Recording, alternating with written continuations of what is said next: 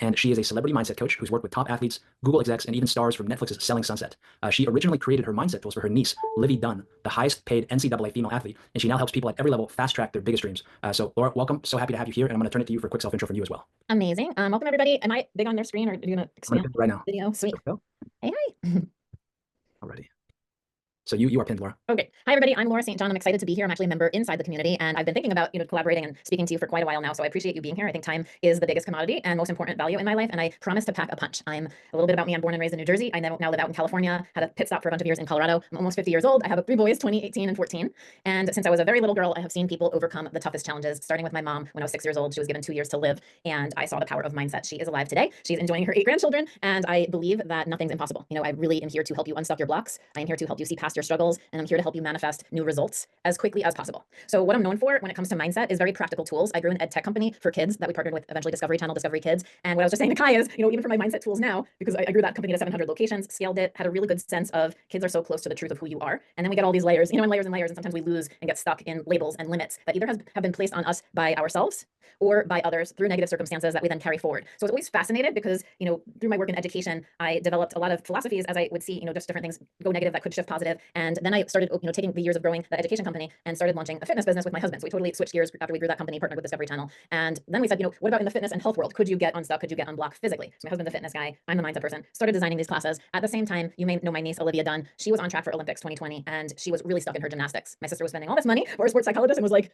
talk to Aunt Laura, like to my niece, and she can have a way of helping you move into your heart, seeing your dreams more clearly, stepping into the vision. And I started designing tools for her at the same time that our gyms were launching and people were coming in for a physical experience. I believe so much in the power of the mind, and I believe that manifesting levels the playing field. I see that you don't need a special degree. You don't need, there's just, you always are thinking, and you have a heart. And to me, manifesting and creating a new result in an area of your life is about aligning the power of thoughts, aligning it to the power of your emotional strength and to the outcome that you really desire. And a lot of times there's a misalignment there where you're thinking like, well, I want this, but I'm feeling the doubt, and then it creates a wishy-washy result. So I came on today because, my niece, yes, it's incredible to see her, trajectory. I've been working with her 10 years. She's now carved a path for women athletes and NIL and NCAA, but the same tools I originally built for her. And what I was saying to Kai is like, now my tools, I'm like, if I could teach it to a 9 or 10-year-old, like I could teach it to a company like Google, I could teach it to the planet. And what I'm finding is like, the more and more simple and practical I make these mindset models, techniques, and tools, because I see things all visually. Like when people share their blocks with me, I just see it as immediately as a tool. And then I teach you how to use that tool to unblock yourself. And, it's the same content now that I've worked with homeless people. I work with the Covenant House here in Los Angeles, and, just homeless people to get on track with, abundance and, getting on track with their career, or huge companies or athletes. So I'm very excited to share with you today one of the signature tools that I'm known for, which is the flip it method. And I'm just gonna start with one tool.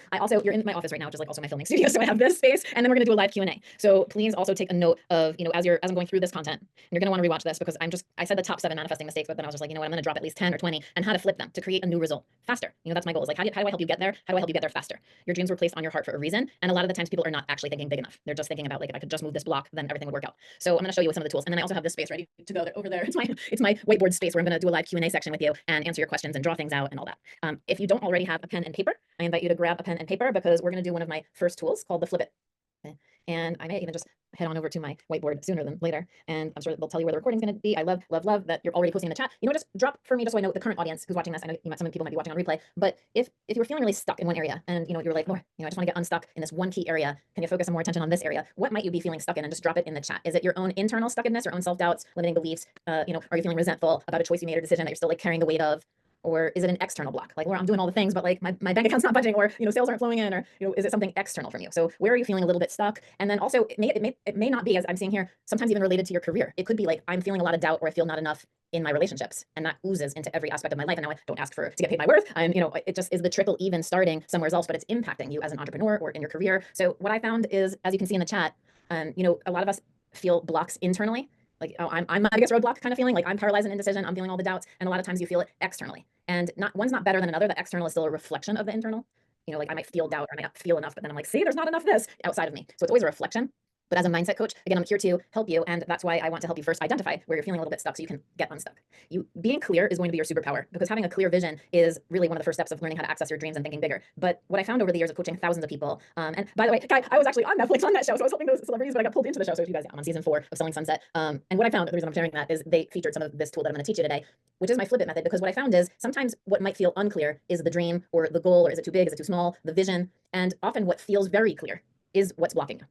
So what I found as a mindset coach is if you can look at that first with real courage, like total ownership, like this is exactly where I'm feeling stuck, then you're already, the first step in. So take out the paper. I was just giving you time to get paper and a pen. So I was like, and yeah, there's me on IG. You can follow me on TikTok. It's really fun. A lot of you have found me on TikTok. On TikTok, you're going to see I'll drop it in the chat too, the 1 or 2 minute version of this tool. You're about to get like the 10-15 minute version of this tool, so I can work through it with you a little bit deeper. Inside my 6-week courses is like the 1 hour version, but you're going to get a good sense of it. So I'm going to go over to my whiteboard, but on the top of your page, just like at the top of your page, write the word flip it. And just flip it. Flip it. So it should just look as simple as this. And again, I'm here for the practical tool. So yeah, flip it. Okay, sweet. And then take your pen and draw a line down the middle of the page. That line signifies courage. Courage is the energy that flips all negative to all positive. Courage, like on a consciousness kinesiology level, if you were to do a muscle test, is the actual energetic level that you go from like fear to love, actually like doubt to abundance. It's a flip. So draw that line of courage like you mean it. It's like a line in the sand moment. That's going to be a defining moment today moving forward of where you take action from. One of the top manifesting mistakes, I'm just gonna start dishing it right now, that I notice in working with, huge companies like Google, companies that I've helped like turn into unicorn companies, like billion-dollar status, is a lot of times people are taking action from what they do not want without even realizing it. Trying to fix or undo a problem in order to get to the solution is the energy of the problem itself. So I'm going to share actually a quick, like I was going to do this tool, but I'm going to share with you because this is actually such a big problem. I want to hit it home for a second because you could do this afterwards. You got your flip it list. Before you flip it, I also teach people how to nip it and zip it. And when you nip it and zip it, and again, this is like super simple to think about, you're going to be able to take a look at the stuff on your flip it list and nip it faster and zip it faster. So you are not participating as the version of you, the old version of you that keeps getting stuck in the same old repetitive do-overs. Let me know in the chat, like see the problems that you shared. Like I love them. Thank you for sharing and being vulnerable and sharing like, I can't choose the path, or so I'm stuck in self-sabotage, or I'm relapsing into old beliefs, or I feel guilt in leaving, my 22-year path to reinvent myself. Like that takes so much courage. Like pat yourself on the back. Oh, who is that? Eddie, pat yourself on the back right now. That's amazing. Okay, you're here to stop going against yourself. That's where this flip it list is going to be life-changing for you and career pivoting for you. You got to stop fighting yourself and you got to start creating yourself.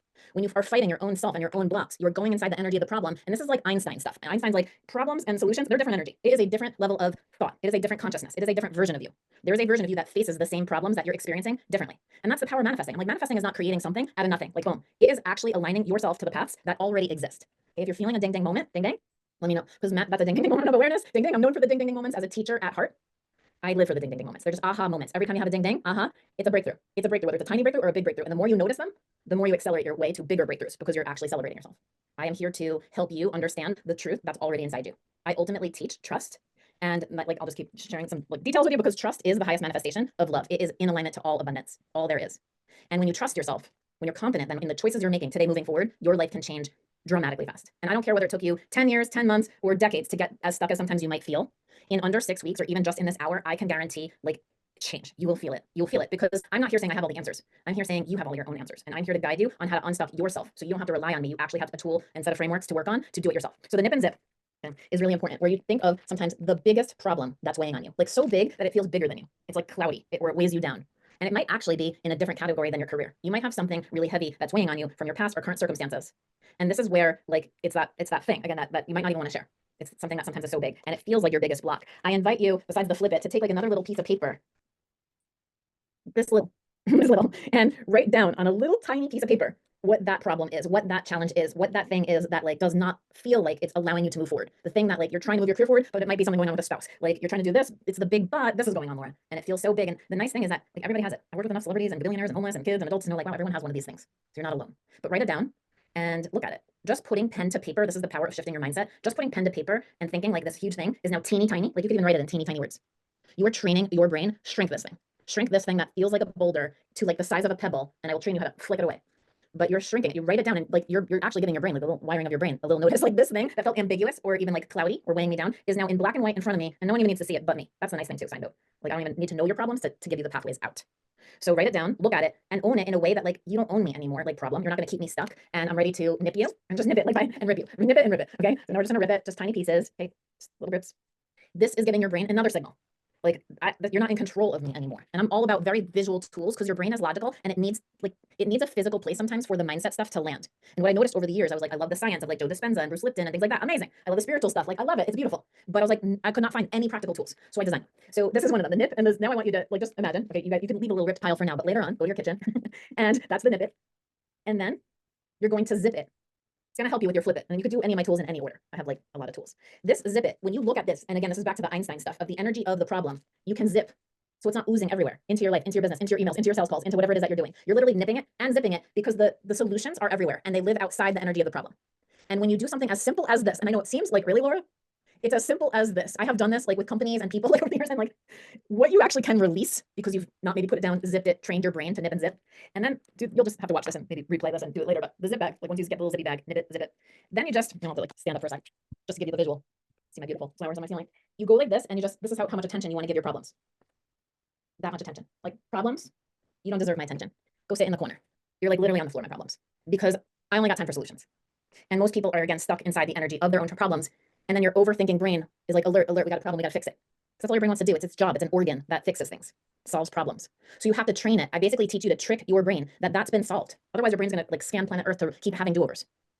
Right? So yeah, exactly. I just throw it across. Okay, so all right. With that, you nip it and you zip it. Now we're going to do the flip it. So take out that piece of paper, draw that line of courage. Like again, you mean it. Maybe draw it 2-3 times down the line of your page, because again, you're gonna flip something today that can absolutely shift you. On the left side of your page, right? I do not want. I do not want. I do not want. Another way to put that is sick and tired of. That's where the blocks live, right? Sick and tired of.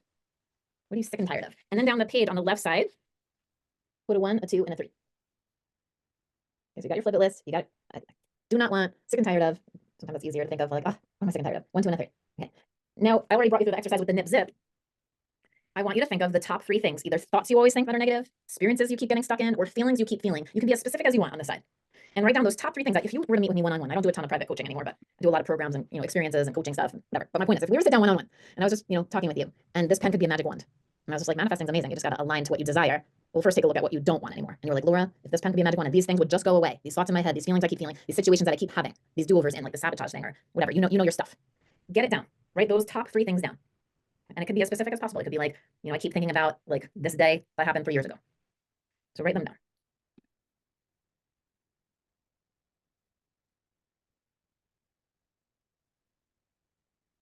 So for those of you that are a more logical thinker, I'm a teacher at heart. I teach to all learning styles. So, that nip zip tool may have been more hands-on tactile learning, like you just write things down, get things up.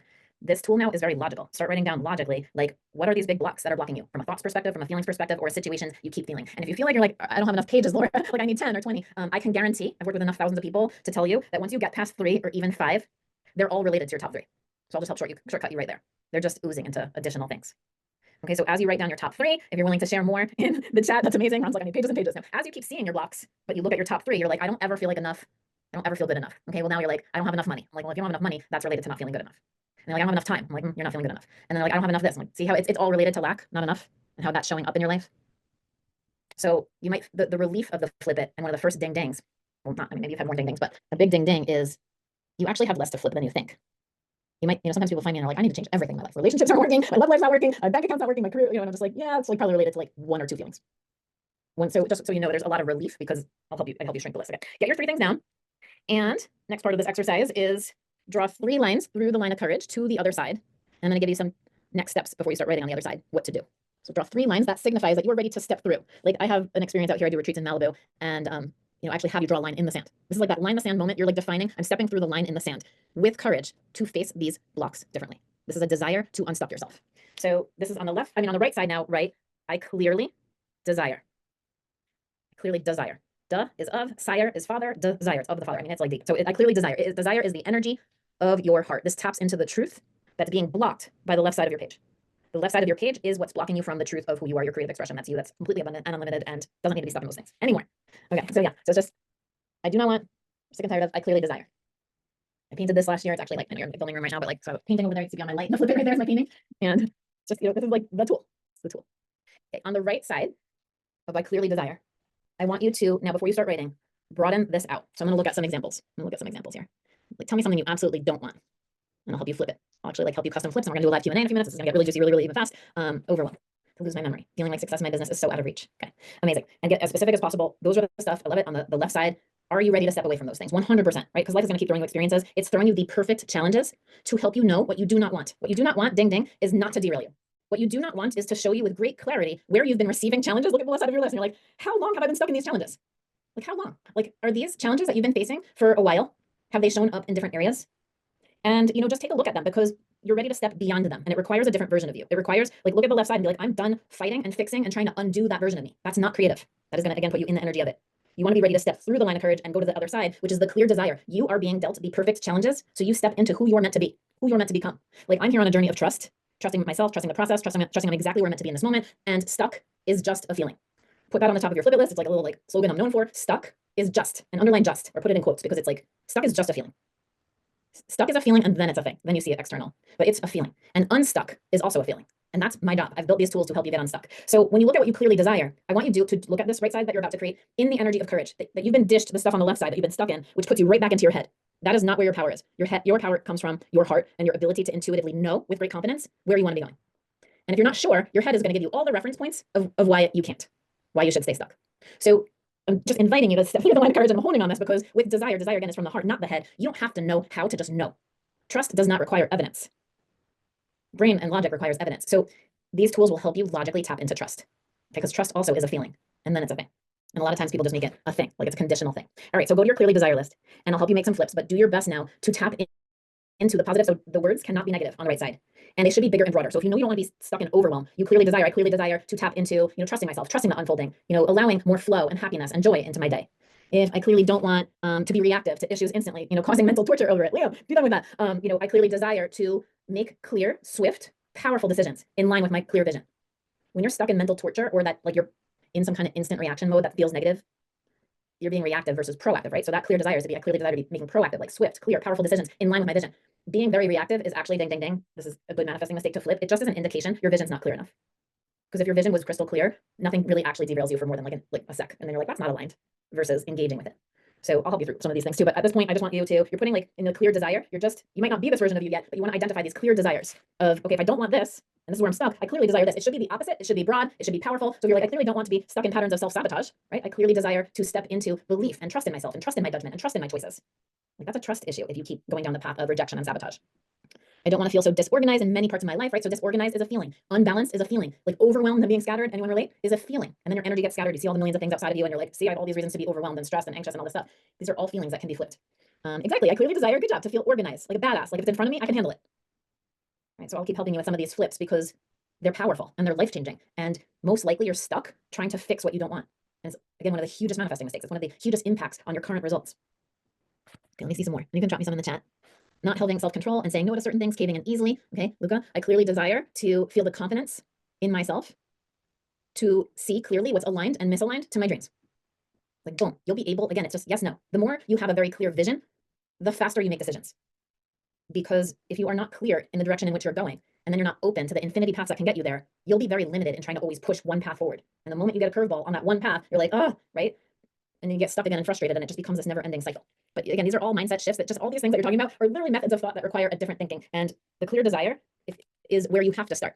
Not in full control of my life or my income. Amazing. I'm just reading the chat. I clearly desire to proactively make choices that impact my life and financial resources. Okay. You'll be able to watch this on replay, hit pause, all the things, because I'll just keep dishing these out. Can you flip my hate towards my stepson after years of trying to help him? I can't take it anymore. Right? Like the down spiral of that.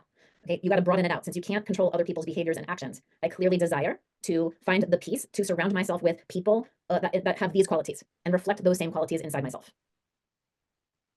So everything, when you're like annoyed with people, situations, behaviors, it's why in my 6-week courses I actually have like love, family, relationships, health, happiness. And like sometimes people do that alongside my career, impact, purpose courses and leadership courses. And then they're like, oh my goodness, Laura, I did the course on, relationships and it unblocked my bank account, or I did the course on body image and health. And I had no idea that like, because I wasn't receiving compliments, I was actually blocking abundance. Every time that someone said your hair looked nice, I was like, no, this whole hair, I didn't even watch it today. Right? Like, so there's so many things that are mindset related that impact how you are throughout the day, who you are, how you show up. Struggling with positive desire to not lose my memory. I clearly desire to take charge of my health as much as humanly possible. If you want to put it 100% in your hands, right? And connect to the resources and support that will help me maintain my health and memory. Okay, things like that. So you really just are casting out right now on the right side of your flip it, what you clearly desire. Okay, if what you don't want to be is not being enlightened or spiritual, I mean, just the desire to be more enlightened or spiritual means that you already are. It might feel like it's being blocked. I clearly desire to feel more spiritual, or to tap into the creative essence and creative potential inside me, to express out the talents and purpose that I was born to create. I have, like, you guys just tell me your negatives, I can immediately flip it to a positive. It's how I see all negatives. And it's how I've always been trained to see negatives since I was a little girl. So again, I've been doing this for decades. It just breathes right out of me. But I want it to help you get into the clear desire, because from your clear desire, then you craft a vision. Then then we can do the work to unstuck the blocks on the left side. Then you can tap into happiness and flow, which is, helps you become the person on the right side. Then we can do like alignment tools. Like this is just the first tool. So I do not want to be caught in the loop of poverty. I clearly desire to tap into the feeling of abundance and reflect that into my bank account. So what you want to tap into is the feeling and then reflect it into the thing. So So if you've always felt poverty, then you've always felt not enough. It's just a feeling, and it's how things were dealt to you. And I'm never here to diminish the size of anyone's struggles. I'm here to, again, show you pathways out. So when you're stuck in that cycle, but it's not who you are, it shouldn't feel comfortable. Okay, ding, ding, ding, manifesting mistake. Many people feel a feeling, and they think that's who they are. Like, oh, I'm not feeling enough, I'm not enough. And I'm like, no, any feeling that's negative is simply blocking your potential and can be removed. Because if you understand the flip it, for every poverty version of you that's not feeling enough, there's an abundant version of you who feels more than enough. That version of you attracts money. You were dealt sometimes the stuff that's on the left side, and many of you were dealt really tough stuff on this left side. Maybe you were born into things that were really difficult circumstances. And I'm here to say, isn't that interesting? Because when you take the negative and flip it to a positive, the role model you're meant to be for planet Earth, like, how like the person who ran the mile like under 4 minutes, like broke it, like it was like an M factor or something, and then suddenly all over the planet, other people were able to miraculously run the mile under 4 minutes, where like scientists and all these people were like, no, it's never gonna happen. The human body will break down, yada yada, all the naysayers. Who's your naysayer? Is it yourself? Has it been your family? Sometimes it's the people closest to you as you're trying to break like away and do something entrepreneurial or cool or something that's like on your heart. Is it yourself as you look at yourself in the mirror? The point is that when you break through it, just like the guy with the 4 minute mile, and you break through poverty to abundance, you break through not enough to more than enough. You break through, I'm always doubting, Laura, to like, wow, Laura, I'm trusting. You shift it not just for you and your family members and the community, you actually shift it on like a bigger level for humanity. And that is why I'm here. I am literally here to help the planet up spiral, not down spiral. So if you're your biggest naysayer, I see that, Ron, I have the highest expectations of myself more than everyone else. I love that. You're like, I put the bar here, I put it here, but then I only feel the gap between who I am today and who I wish to be. And that might feel out like there. And then you're really hard on yourself when you're not there. That's just a reflection of like the same thing. Like you're just in the lack versus the abundant version of you. That's like, I'm going to make it there. I've got high expectations and I'm in relentless pursuit of victory. Like nothing derails me. It's a confidence factor versus a lack factor. And it requires, again, it's just a shift in thinking, because a shift in thinking is going to help you feel different feelings. And those feelings are going to put you in alignment to what you clearly desire. This will start to be your first step into all the steps of your trajectory. So put it on a paper. Back years ago, I made my first flip it list, and I was 34, I had my third son, I was sick and tired, like feeling ick in my body, like stressed out, overwhelmed, like running multiple businesses. And I was just like, oh, I really clearly desire to love my body. I want to work out, not to punish myself, but to like be like have a rocking body at any decade.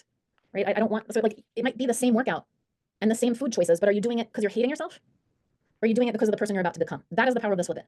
In one tool, you can shift the number one mistake that I found, even working with huge companies, top CEOs all over the world, being like, you got to stop fighting this person on this side. And you got to start with courage, stepping into the person that's on the other side. Okay. So yes, it's a shift in intention. And then from the intention, build your action plans. And then your action plans give it fuel. So you step into that side. All right. You got your clear desires. And yapping. You got your clear desires on the right side. I clearly desire. Boom, boom, boom. All positive, somewhat broad. Like, it could just be if you're sick and tired of like your toxic workplace, or there might be one or two toxic people even at your job or wherever. Your desires can just be broad. I clearly desire, to be around kick-ass communities like this, that like with people that cheer me on, have my back, and I have theirs, and I have my own. Like that's what you got to put on the right side. Look at the left side now and see like what actions do you usually take when you're stuck as that person, and just like notice that's never going to get you further. Okay, most people try to do more. You're like, I'm not feeling enough, so I'm going to send 100 more emails today, and I'm like, well, not from the left side of the page. Don't do it. You will not get to the results. I don't care if you do more. To become more, you're trying to undo yourself, not create yourself. So what I want you to do now, just for your own brain's sake, is take your pen and just X out the left side to send the signal to your brain, you're done with that version of you. If you're the coach, and I work with a lot of elite athletes and Olympians and national team, like you'd be like, bench that player, put that player in the corner and be like, thank you. I don't hate you, but I don't need you anymore. I love you. Sit down. Okay. You don't need to like burn pieces of paper. I know we ripped and nipped and zipped, but like you could literally just be like, sit down. I don't need you anymore. This feels misaligned when I keep taking action. I keep going into it, like I call it the revolving door, like a do-over. So now look at the right side and identify one tiny thing that you can do in the next 24 hours from an action perspective that will put you more in line with becoming that version of you. So if you clearly desire, to surround yourself with more positive people, like, all right, start tiny. Like send a message to a friend you haven't talked to in 5 years. Like put a post, in the school of mentors. By the way, like I did post a little post saying like I'm live now, drop some takeaways. So at any time, drop your takeaways in there. But identify now some aligned actions that would match up to the clear desire. You can write down, I do not have to take big steps to make big change. Little steps, big change. Okay. What can you do? Tiny steps, big change. The solution I am seeking is not proportionate to the size of the problems on the left side. Tiny solutions stacked up create massive change. Massive change. Because one step rooted in love and abundance and intention for change and courage and everything that you're about to step into in your next chapter, one tiny step from your heart, then it sinks to your brain. Puts you in the up spiral, I call it. Steps you out of the down spiral that you've been maybe stuck in. So if you identify it, now you got to do it. So in the next 24 hours, that is my challenge to you. And I encourage you to post it in School of Mentors. Let me know what you're doing. I will give you tips in there. I'll sprinkle my tips and wisdom. You can tell me where you're feeling stuck. I will stay connected with you in there, but start to build the plan. I'm going to walk over to my whiteboard so you know what to do with this next, and come on over here because we're going to jump into the Q&A section now. And I can't wait to answer your question, but to wrap up like the process that I teach, because you guys are all leaders, what you started to do today with the flip it. Can you see my screen? Am I good? Okay. I'm a teacher at heart. So what you started to do today, I'm like, you are here. The energy of the problem is just like, it feels like this. You're like, but I want to be over here. This is my dream, Laura. I'm like, all right, let's identify those clear desires. Let's put them, on the right side of your flip it list. Let's put them over here, what you clearly desire. That unstuck version of you. And what most people do wrong, which is what I was saying, is most people are just trying to like get the shovel, like push this stuck thing, like move it. You're like, oh, if I could just move this thing, then I could just get here. And I'm like, no, it's only, you only have to do one thing. You have to change your mindset. you're probably doing a lot of the right actions. You're probably doing a lot of the things you're meant to be doing. You need to shift one thing, because when you change your mindset, you change your feelings about yourself and how you relate to the situation that you were feeling stuck in, that you're learning to get unstuck. And you start to do what I love to teach you, which is see beyond your current reality. If my mom did not believe that she was going to be like good when she was given 2 years to live, there was a priest next door giving a guy his last rites. And that priest walked in, and my mom's in tears, and she's given 2 years to live. And the guy's like, the doctor walks out, the priest walks in, and is like, that doctor's not God. Like, he has no idea how long you're going to live. And what I'm saying is that even in a life or death situation, when you feel stuck, it feels big. And many of you, sometimes, whether it's a big thing or a small thing, are just getting stuck in your day. And stuck is just a feeling. She was given the belief in that moment in that hospital bed to see beyond the diagnosis, see beyond whatever you're stuck in, see beyond the stuff that you just shared in the chat, where your sabotage is, where all these things like come out. Because she's like, no, I kind of see a vision of me and my family like celebrating many holidays and like grandkids and all these other things. Like, that doesn't feel true to my heart. And she signed herself out of the hospital. The doctor said she was signing her death wish. She got herself into Sloan Kettering in New York City. She still doesn't know to this day whether she got a placebo or whether she got the protocol thing that they were testing. All I know is that she's alive today, and now almost 50 years later, I mean, I was 6 at that time, but 40-something years later, for decades now, I have seen people learn to get unstuck. I am teaching you guys, this is just the first tool to understand that you can make a flip it list every day. You can make a flip it list before a meeting. You could just make a flip it list just based on feelings. Today I flipped doubt to trust. Today I flipped unhappy to happy. Okay, well, you want to be happy? Do my snack on happy lesson, how to chomp on joy and get into flow. Right? Like, there's a flip to everything that you're experiencing. There's a positive to every negative. It is Newton's law. There's an action reaction. So where are you participating from? That is always in your hands. That is always in your hands. You always have the ability to change the thought and perception around the things, even as big as they feel, and shrink them, unstuck them, see beyond them, and access this version of you, and bring that version of you into today. So today you makes decisions from the future you, who feels no resistance to this problem. None. Zero. Doesn't even feel it. Doesn't even trigger. So those are the tools. Those are the next set of tools that I teach. I'm going to kind of share with you a smidgy of the tools, and then I'm going to answer questions. So you kind of get an idea of like what to do next. So if you are in my programs and stuff, and start raising your hands. I love it. I see that you're starting to raise your hands. I'll keep talking to you guys. I have time. I know we're slotted for an hour and a half, so we're still good here. I have like a hard knocks code that I just posted to you about my 6-week leadership program. I'm launching it on March 17th, or if you're watching this on replay, but this one's launching then. My 6-week thing, you just did step 1. I gave you more than the 15-minute version. Once I started teaching, I'm like, let's just go. But like, we did the flip it. So you're here. I hope you guys can see this good. A little better. Okay. You're here right now, and you want to be here. First, you want to make this dream really, really clear, which you started to do with the flip it list. I clearly desire X, Y, Z, right? The up spiral, you can make decisions from the future you right now. But the first step is, well, what's blocking you? Let's flip it. The second step is, let's remove the blocks. The second lesson that I teach is like, how do you actually stop participating as that version of you when all that is the version of you that you've practiced? That's the second step. The third step is the snack on happy lesson that I just shared with you. How do you jump into now this version of you, the one you clearly desire, the one that's unstuck? Happiness is the path. Okay, it's good news, because then you're just happier. You're just a better person. You're happier all around. Happiness is the path. And you learn my, happiness as it relates to your purpose, happiness as it talks to all your career stuff, all that. Then you learn how to congratulate yourself from your future self that's already past whatever your struggles are and steps into what's next. That's the next lesson. So I have like a 6-week program. The next step after this is alignment. I have a 4-quadrant alignment tool, and it teaches you how to take, okay, I'm just gonna give you a little sneak tips. I love to teach you guys. So it teaches you, people have like happy tears when they learn this lesson. It takes the flip it list to a whole other dimension, where you could see very clearly there's an F for feelings, a T for thoughts, an A for actions, and an I for imagination. You're very off in one of these 4 areas, and it's creating wishy-washy results. So you might be like, Laura, I feel like I want to be abundant. The thoughts are like, I am wealthy, I am, getting all these sales, blah, blah, blah. Like, these are the thoughts that match the feelings. These are the actions I'm taking, kind of like what we just organized. But I keep imagining the last time it didn't go through. My point is that like one of these things, like you might be imagining your best day ever in your business, but then you're feeling the lack. Or you're feeling the self-doubt. My point is that when you get to step 5, after you've learned a lot beyond the flip it, this alignment tool will change the game, because you'll be able to give yourself your own mindset tune-up. You'll be able to do what I call flipping it on the fly, where you're like walking around like a flip it. You see the negative and you flip to positive in your thoughts, in your feelings, and how you take action and what you're imagining. And when those 4 things are in alignment and not one of them's off, you become unstoppable. So I always get very excited between steps 4 and 5 for people, because you start feeling the future you. And then step 6 is one of my deepest lessons, the trust bucket. I literally teach you how to step out of doubts once and for all. Doubts are the roadblocks to your dreams. Doubts are just how you express fear. And when you learn to flip your doubts into trust, I teach you, again, I'm not a crier, but I can cry before that lesson, because I know I'm meant to teach trust. Because many of you are stuck because you are not fully trusting. Your trust is conditional for you. Like, well, when that person comes through or does this, then I'll trust that I'm meant to be doing this. Or, when this person changes their behavior, then I'll trust them. And you're making trust very conditional in your life. And that is one of the biggest blocks to abundance. Wherever trust is conditional and it becomes a thing and not a feeling, and you don't know how to tap into the feeling until you receive the evidence to show you why you should trust, you have it backwards. So it's a really deep lesson. And it's why I leave it to the last lesson, because once you get to that lesson, lesson 6, you see from the flip it forward that this was you all along, choosing to be here on this live call or on replay, like choosing to trust your choices and judgment. And a lot of you are, either not trusting others, not trusting yourself, not trusting your judgment because of negative circumstances you've endured. So once you learn how to do that huge flip, and you have this 12 step 5, game over. You are that person way up here, in your vision. But the cool thing is that you can start stepping into the vision right now. So I've built this out, and this is my only thing, and then I'll answer questions, because I think the questions are like the juiciest part. I built the 6-week structure. You could do it with me live or self-paced. I pop in on lessons every Monday morning or evening, and it's a 6-week leadership course. You'll do a deeper dive version of other tools, and you'll just see there's different people I've worked with, coached, whatever, like what psychologists say about my program, I have other coaches in my program, business people, shows I've been on, all these things. It's in that link, and it's a Hard Knocks. The promo code is Hard Knocks, but it's for the School of Mentors. Gives you 20% off. I say try it for 6 weeks with me. If in 30 days, like it's not a match, just you'll know it. It's 100% happiness guaranteed. And you get a year of live Q&A with me, and you get to access that 6-week leadership content for a whole year. It used to only be 6 weeks at that price, which was $550, which is just actually ridiculous. And it's 20% off for you guys. So take a look at that if you want to jump in on more with me, and you just know if it's for more. Okay. If you know more is like, yes, I want to do this. I mean, I've got but anyway, that's this. Jump in. You may know her, my niece. She's who I designed these 6 steps for over and over and over again. Once you learn these tools, the flip it. Step 3, whoever was asking, is the snack on happy lesson, where you learn how to tap into happiness before you have it all. Make sure you're following me on social, all that fun stuff. All right. So that's that. I would love for you guys to jump in on that. I would love to work with you every single week in those things. All right. Question and answer time. I think someone else had their hand up too, but Vic and then Eddie. So first Vic. Hi, I'm in a little bit of a loud space, so I'm moving real quick. It's really nice to meet you. Oh. I'm super excited to connect. My question is, so I'm in the entertainment industry, but I've been in the entertainment industry since I was a kid, so I have some proof of concept, but it's like, I really want to be big time. And I've been like this as an athlete too. It's like, how do I really trust that, like, I'm going to get where I really want to be? Like, I really want to be like big scale, and I don't know, like I audition a lot, like I have a lot of opportunities, but it's like, it's always like that last line. Like, how do I, like, what's the sauce? You know what I mean? First of all, you have the sauce because you know, like there's a knowing, it sounds like, from your heart. The only thing that's blocking you is doubt. I need to know how, Laura. And what I noticed is, like, if your desire's up here, yeah. Like, I clearly desire this. I feel the bigness. And for some of you, it's like to get my company to 100 million or 1 billion. Or for some of you, it might be like my acting career. Like everyone could fill in the blank of, again, what's on the right side of your flip. That's unique to you. That's the clear desire. But my next question that we work on in steps 1 and 2 and step 3, but really step 2 is what's blocking you, is that your expectations, which, are tied to your limiting beliefs or your doubts about yourself. And it's really what you believe to be true. That's off. That's coming in the form of a doubt, because then you're only going to get down here. Your results are going to be down here. So like that alignment tool would actually even be really good for you, because you quickly be able to see, well, what's off? Is it what I'm imagining to be true? Is it this thought? Am I imagining like where I got turned down in the last audition as I'm trying to feel all this robustness of my career? Like you just need some tools. Like I fully believe you're already steps ahead, which is, sometimes people find me and they're like, I have no idea what I want to be doing.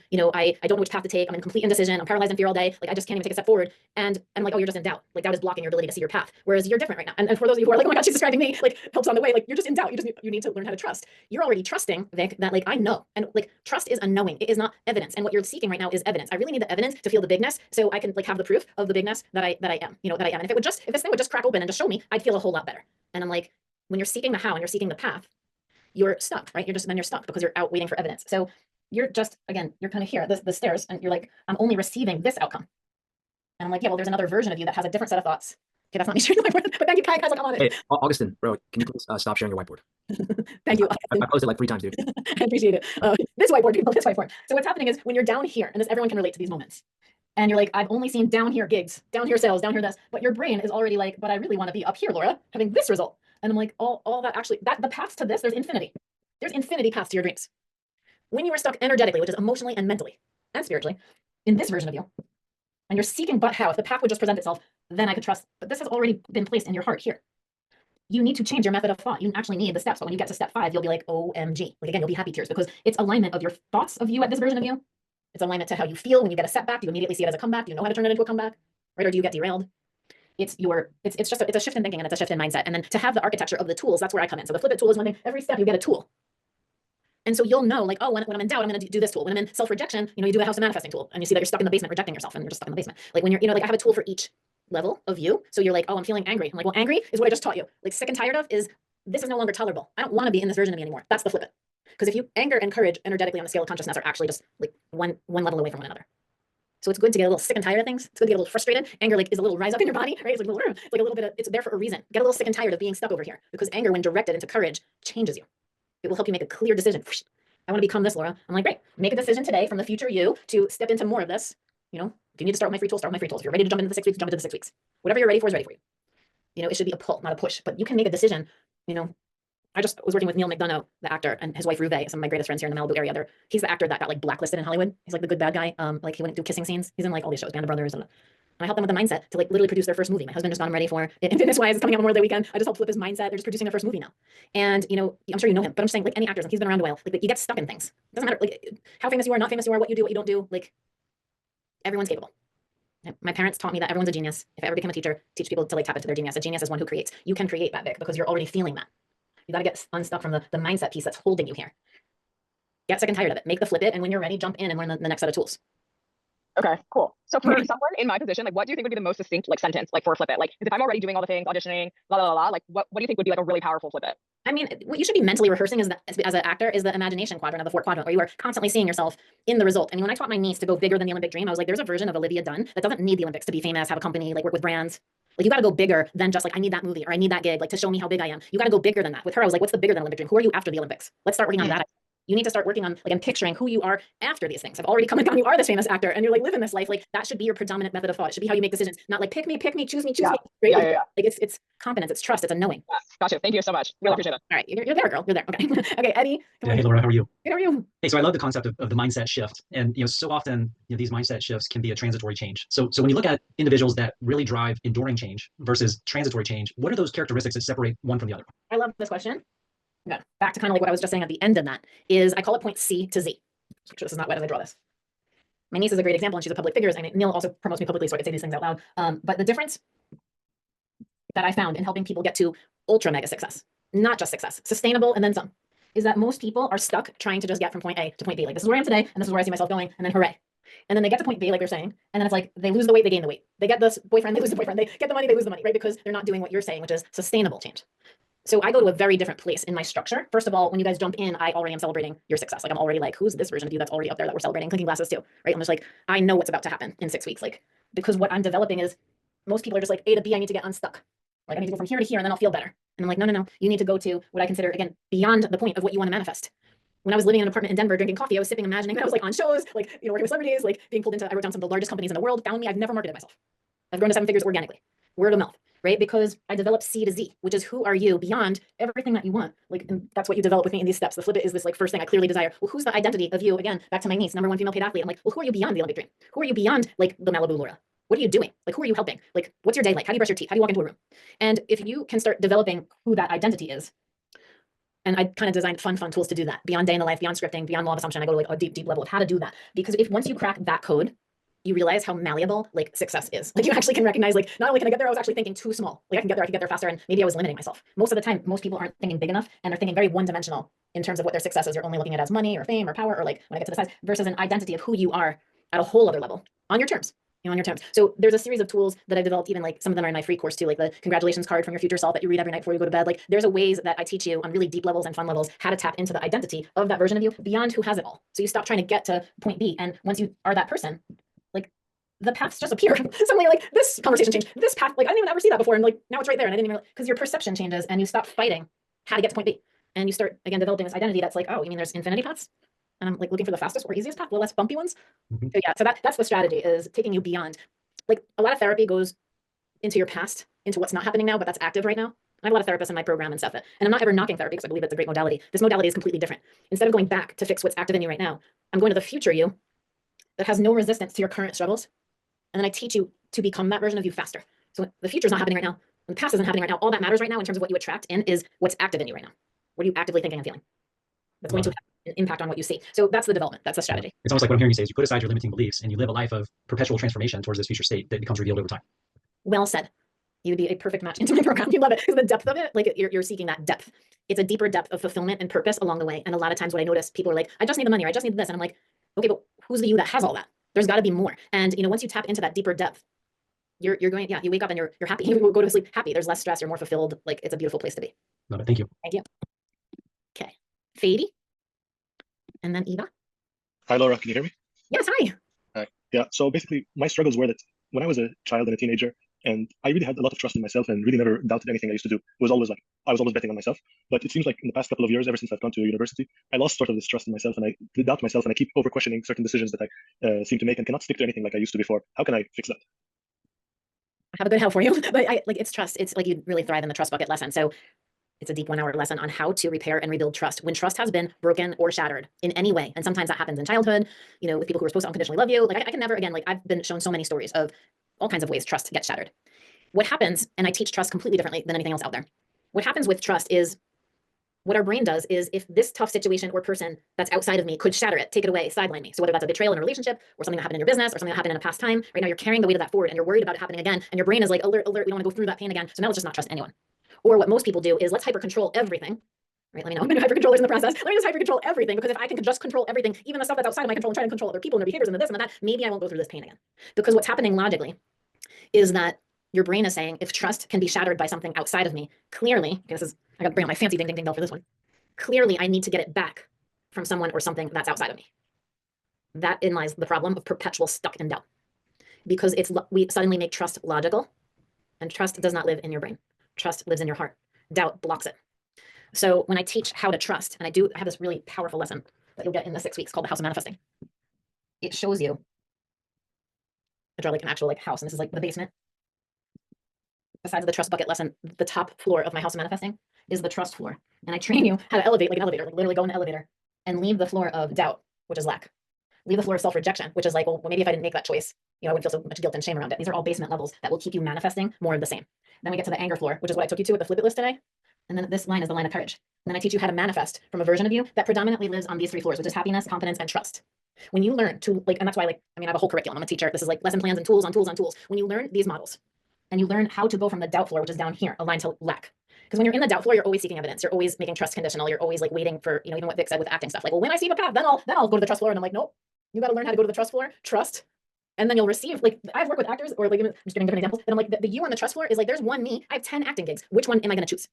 Like, I have this leadership, like you'll see in the leadership course, I have people that are going from like $100,000 contracts to $1 million contracts. How? Trust. Like once you learn the lessons of trust, trust is in alignment to abundance, the same way doubt is in alignment to lack. So the nice thing about trust is in unlimited quantities in your heart right now. It is all there is. It's related to faith. It's related to unlimited. It is related to everything that lives on the top floor where opportunities rain down on you. All the paths get shown to you. And it's just, here's a little link to the course. Let's see in the chat. So my point is to you in terms of like, I had this tough experience. I don't want to condone it. Maybe there were some judgment things. Maybe I would choose something differently today if I was given the same set of circumstances. And you might be caught in something that's like, you're not trusting yourself or some choices, situations. Again, I'm just encouraging you to tap deeper into some of my lessons, whether you guys are just ready for some of the free stuff on my social media or you're ready to dive deep into the stuff with me. But it's what I teach. Every lesson in each step. That's why I said the trust bucket comes last, because it just like explodes your mind and heart in a new direction. It's a knowing. Trust is a knowing, and it's a feeling, and it's not in limited quantity. So the moment you make it limited and you make it logical, you're already in doubt. You're already in lack. And I know like this is my future TED Talks and other things because the way I experience trust, feel it, and I've seen it my whole life and teach it is different. It's different because you don't have to wait then. Like if you've been betrayed or hurt in relationships, you don't have to wait to like, can I trust this person? Can I trust this? Like if you're ever feeling like that, you're already in doubt.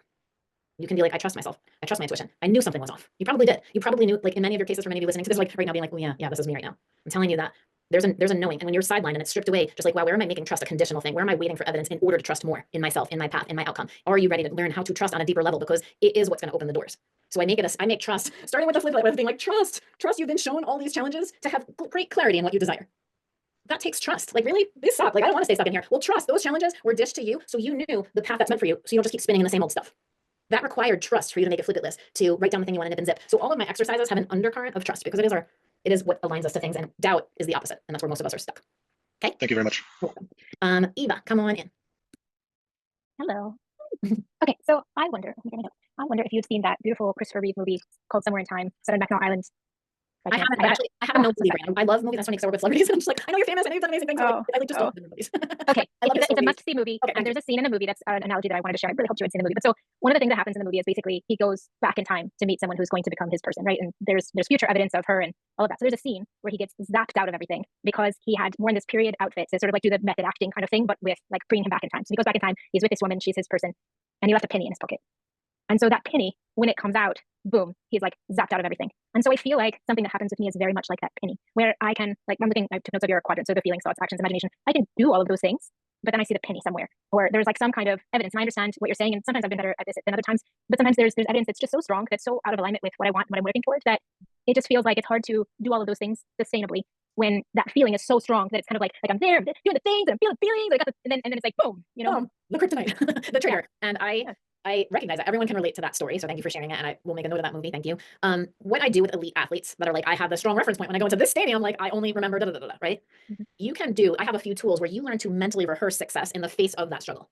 So the next time you're faced with that struggle and you know that that's your struggle, you don't down spiral, because what most people try to do is avoid it at all costs. Like, let me avoid that penny. Let me avoid that thing. The thing that triggers me the most. Let me just avoid it. And avoidance magnifies fear. So the need to avoid the problem actually magnifies the problem, and you're putting yourself energetically more in line with seeing it.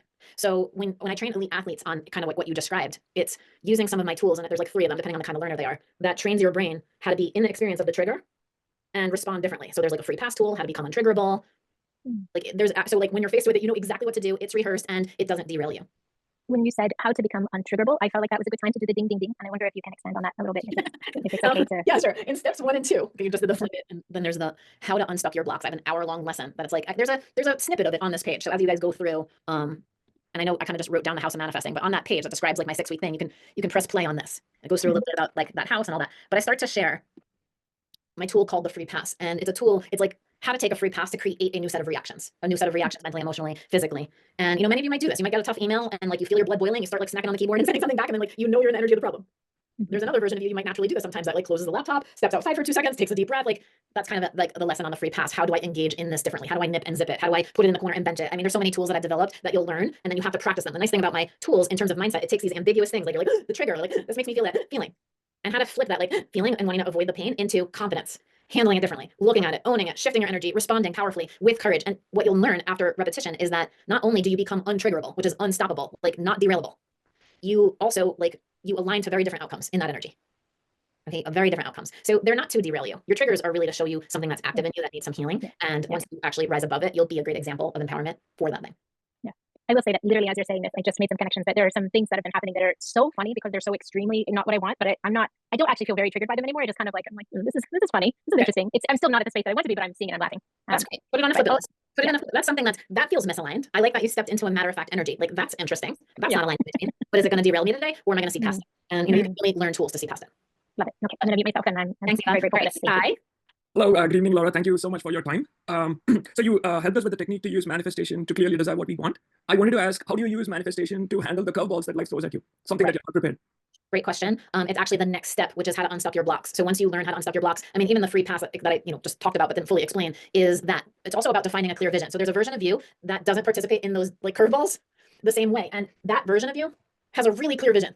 A lot of the times people are not super clear in their vision, like really crystal clear. Like you see yourself beyond it, like we were talking about earlier, that point C to Z. And like when that C to Z point is so developed, like the points A to B and the derailments and the curveballs, you're like, you still believe so strong in it because you have a strong vision. And then, you know, there's tools like the free pass tool, like all the tools that I teach in the next lesson after the flip it, which is how to unstuck your blocks. How long have these derailments been like thrown your way? How do they make you feel at the end of the day? Oh, powerless, weak, angry, not enough, da, da, da. How do you shift out of that feeling? Because every block or every curveball that's being thrown your way is attached to a feeling of negativity that then activates in you. So the block feels like a block, but it's really activating doubt, or it's really activating, you know, is this path for me? And now I don't know, should I choose something else? Was my parents right? I shouldn't start my own business, or, you know, like, it's like the block comes and then the feeling comes. And then all the thoughts start pouring in that match the feeling. You know, it's the 4-quadrant tool I showed you, but aligned to the negative. And you're like, oh, no, I'm imagining. So once you have tools again, like if you guys are, I know none of you are in like my program. Usually I'm like talking to a community, and like, you know, half the people are sometimes in my program. Like, you know, like, oh, that's a step 5. You know, you just be like, boom, this is how I realign when a curveball comes.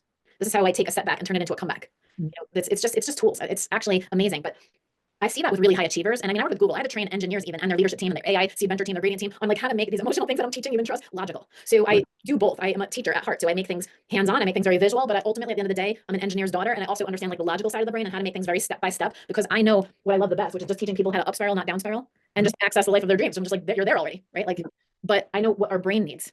Our brain wants it to be linear, not linear. Success is not linear. It is a up spiral up. It is a shift in the consciousness and identity of who you are. So I've just made it linear, but you can get there really, really fast. Awesome. Thank you, Laura. You're welcome. All right, Jad. Hey, Laura, how are you? How are you? Good, good. So you might have like answered the question, but I just want to ask it anyways. Like for me, I feel like I have this vision, like a very strong vision, very big goals, everything like that. But it's not that I doubt how I want to get there, but I don't know, it's just hard for me to find that thing that's going to take me there. Like I tried businesses, but I never sit on the sideline. I never just do anything and wait for it to come. I keep trying, but I feel like it's taking so long that I wouldn't say doubt, but it's just a feeling that's not a nice feeling. And I really want to like get that thing to know how to get there. So yeah, how do I deal with that? I feel like you're close, and don't sugarcoat it. If it feels like it sucks, be like, this sucks. I'm so close. Like, get a little frustrated. You're almost being a little too nice about it. And I mean, it might just be because I'm here in a cute hat and a pink sweater and you want to be kind in front of the group. But I actually think you need to get a little bit like sick and tired of it. Get that little gusto going and go for it, because it sounds like you're really, really close. And it's like, you don't have to break down to break through. And a lot of times people are at this point of, I have a lesson of motivation and inspiration, where you're like, kind of like, you've been climbing up this hill, whether you had negative prompts of motivation or positive prompts of motivation getting you there. And you're like so close to the top. It's like this. And there's a wall right here. So I have a lesson on motivation and inspiration. You're like, I've been climbing. Motivation. And then it feels right here like you're plateauing a little bit. Because now you've just been in it, you've been doing it, things have become a habit. In the beginning, it may have been really hard, but now you've been in the groove. You got me? And once you start here, you're like, I've already been changing, I'm doing it, but I haven't had the weed down the hill on the other side, which is all the abundance and success and like what I see for myself to be true over here. And I'm like, isn't that interesting? That's how the trust floor works. You got to get to the top and trust you're exactly where you are meant to be today, right? Zooming into this lesson and learning that you're probably a lot closer than you think. But what I found over the years of coaching, a lot of high level success is like, a lot of times people get to the wall, and instead of trusting and allowing the door to swing open to the other side, you tumble back down the hill, because it feels again plateauy, and that wall feels like a wall. But when you learn to trust, that wall like dissolves and you go to the other side. So you need to develop right now in these plateauy moments or a plan of recognition of, you are exactly where you're meant to be. Trust in that. You are really close. Feel that. You have put in a lot of work. You've probably gone through a lot of things that were positive and negative that have gotten you to this moment. Trust in that. You know, do my congratulations card tool from your future self, the one that celebrates who you stepped away from in order to be where you are. So you applaud yourself. You almost need to get a little more gusto and anger and frustration of feeling that plateau, but from a positive, courageous standpoint, to be ready to go to this side of breakthrough. And then you've got to also not be so hard on yourself. You've got to celebrate the small wins every single day that have gotten you here. You've done a lot of work. Okay, you're like, I'm not there yet, and you're kind of feeling a little like resentment with yourself. Resentment is going to make that wall thicker. You don't want to make that wall thicker, right? It'll tumble you back down. You want to learn in this moment that that's congratulations. Like that is success. It's an uncomfortable moment of probably about to break through where a lot of people would break down and sabotage. Hold the vision, do my tools, get through to the other side. So it's pretty much like just knowing that it's gonna happen, and whatever unpleasant feeling or that thing that I'm doing, which doesn't feel nice, I should just take it as it's part of it. That I just keep going, and then the door's gonna open, and I just trust that vision that it's gonna happen. What you're seeing as what's discomfort or misaligned is also somehow for you. It's what you do with it next that matters. How your mindset like takes it in, decides what to do, all that stuff is gonna like be the You know what I mean? So yeah, hold the vision, trust. What's trying to pull you down is probably a reflection of your own self-doubts a little bit, like because you're about to like shift into the next version of you. Awesome. Thank you so much. You're close. You're so close. Keep going. Keep going. All right, how are we on time, Kai? Can I do a few more? We are good on time. How about you, Laura? I'm okay. I can go to 4, which is 3:42 my time. So if you guys were just marathoning, we're mindset marathoning today. Alrighty, guys, we got 18 more minutes. Laura's been super generous. So guys, let's try to keep it like concise. Just get into your question, and let's try to knock these last 4 out, guys. Let's go. Yeah, let's do it. Okay. Enrico, let's go. Well, moi? Yes. See? Wow, amazing. Oh, Laura, thanks very much to be here. So, straight to the point. I think that you are an amazing person, a lovely person because you help others, Basil. And in the other end, I'd like to become like you. Okay, this is the point because I believe you touched there. My story is how I became an entrepreneur. I think it's linked with a little trauma that I still have. I'm not able to destroy. 5 years ago, I was in a company, and manager came. They fired 22 people in my group. I was the best designer. For them, it was very difficult to fire me. I was a lead, natural lead. I do not have this position. They make many things against me. They even and I even want to bring to suicide. I didn't do that. There was a reason to be here, and I keep working because then after they said I was angry what they did, I even bring to them to the Human Rights Tribunal, which is a very difficult tribunal, and I won. It was 3 years of work, and I was alone against a 10 lawyer paid by a big corporation. So there are things a MasterCard cannot buy. Sometimes I still have nightmare. And sometimes I have, even when I meet someone, the smell or something like that can even bring me, okay, maybe this is someone that want to be against me. The trust sometimes is too difficult. Even if I'm rational about myself, no, it's not true. I mean, and this is just because of the past. Sometimes these things bring me, and in this case, I say, okay, for 2 days, it's better they don't see anyone. For 1 day, it's better they don't see anyone. On the other hand, I rarely speak in a public about these things, but with an amazing coach like you, I feel it that I can do it. Because still, the admiration that I have for you, it's give me courage, literally. I love that. I think I can help you with a model really fast. But you can ask me your question, but I can already like think of something to help you. I think. How can I destroy this feeling forever? You're a human being that's meant to feel emotions, all of them. You don't have to stay stuck in any of them. Stuck is just a feeling. You've been dealt a really tough set of cards and circumstances that, your brain stores your experiences with the emotion. So it's like for here in Malibu, you could say like, well, what happened last Tuesday? And you might not remember, but I was like, what happened January 7th? You're like, well, there was a huge fire here. Your brain remembers experiences on days and like especially traumatic situations that were very emotional. Now, the further you go, I draw this is my company is called Strong Confident Living. And when I teach people in these models and stuff how to step into your strength, step into your confidence, 1,000 paths could have gotten you here today. Bumpy ones, hard ones, easy ones, negative ones, positive ones, but like you're here and you're breathing and you're alive and you're here today. And when you do the ultimate, which is learning how to flip the things that you've been through into the positive, like this flip it list, the way I see it in my brain, I see all things that like spiraling in my brain, is there's a negative and there's positive. And you're like, oof, like this was like the linear aspect of life. And you're like, I had a really tough situation here. And then it gave me this really tough feeling that I want to get rid of, maybe self-rejection or hate or whatever. Shame. And then I had this, and now you're like, the next time you feel it, it carries all the weight of the previous time. And then then you feel it again, it carries now all the weight of all the times, like on your back. So by the time you feel it again and you're here today, you're like, when you open that drawer, for example, of self-rejection or self-hate or like fear or wherever you go, guilt, shame, doubt, all of you have different ways that you experience emotions. The flip is here to show you like, well, first of all, that's valid, right? You've gone through things and it's brought you there. But do you want to stay there? And I love that you're here. I love that you're in the school of mentors. I love that you're like loving how the content's lighting you up because your answer is no. That feels uncomfortable when I go into that negative. I don't like those thoughts. I don't want them. I'm sick and tired of them. I don't want to feel this anymore.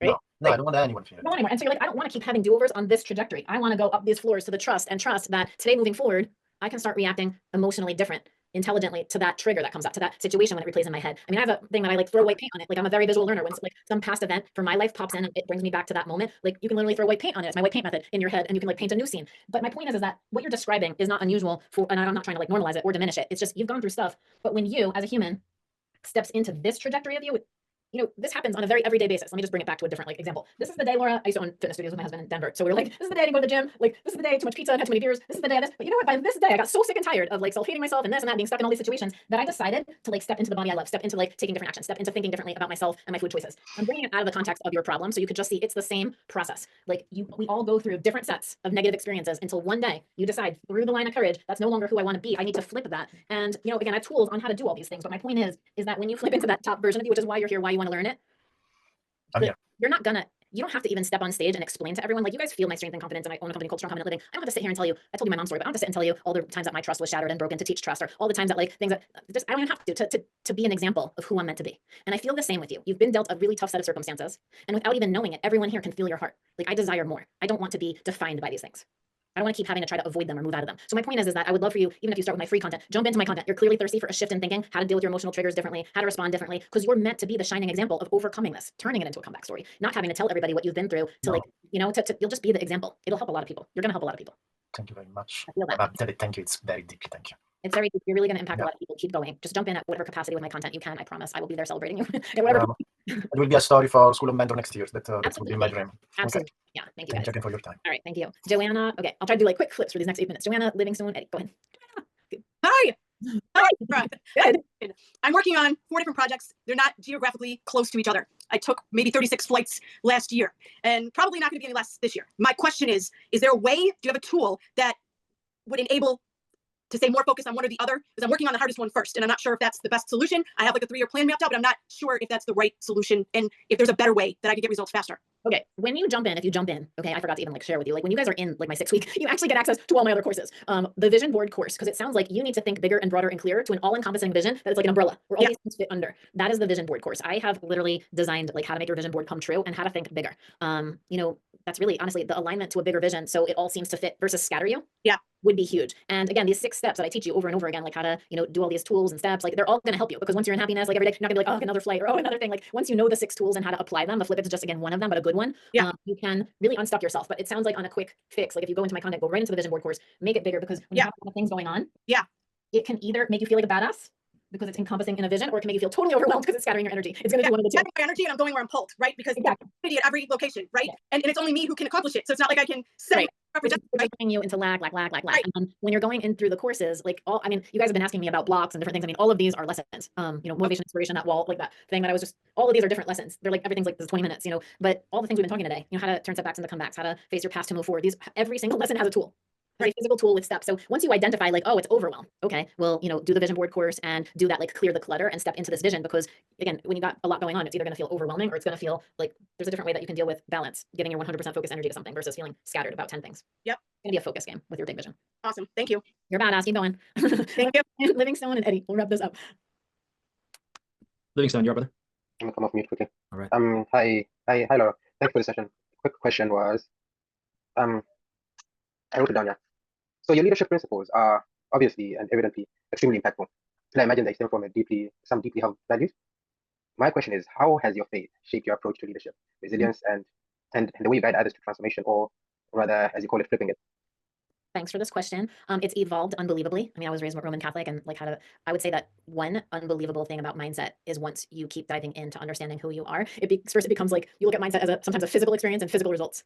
And then you realize, you know, mindset is like the mental game where your thoughts are like these ambiguous things. And then you realize it's an emotional game, like what we talked a lot today about, like how you handle your emotional self and strategies to handle your emotions so they don't over control you. And to me, it becomes a very then self-awareness journey that gets deeper and deeper into spirituality as you go, because you quickly realize basically everything that's outside of your control is not controlled by you. And then suddenly you're like, I just need to be in alignment to everything that's already been created. So it really aligns back to a lot of, you know, and it's neat because, you know, people in my coaching might have all different spiritual beliefs, and truth to me ties very deeply into everything spiritual. So I'd have to just say, you know, for the personal question of, you know, how it's guided me. I mean, I'm wearing a rosary right now under this, and, you know, I'm just like, I'm so deeply spiritual. I have the most amazing, not surprising manifesting stories. If we had hours and hours of like, wow, you know, I really turned off spirituality for a while in my life, and now I've really dove back in but that's been my journey. So I don't push anything. And like my coaching is really like I really believe everyone has to let it all unfold how it's meant to, and to, you know, recognize that what might start mentally and emotionally turns into spiritual, because trust is a very high level spiritual manifestation of unconditional love. Unconditional love and trust and abundance are all in alignment. So I just have to like say it's been that spiritual like version of myself has really, really opened up over the last like 5 years, especially. Can I ask a follow-up question? I know I'm only allowed one question. Livingstone, post it in the group. post it in the group because we have 1 minute. 1 minute. Finish this up. So, okay, thank you though. Yeah, thank you. Yeah, go ahead, bro.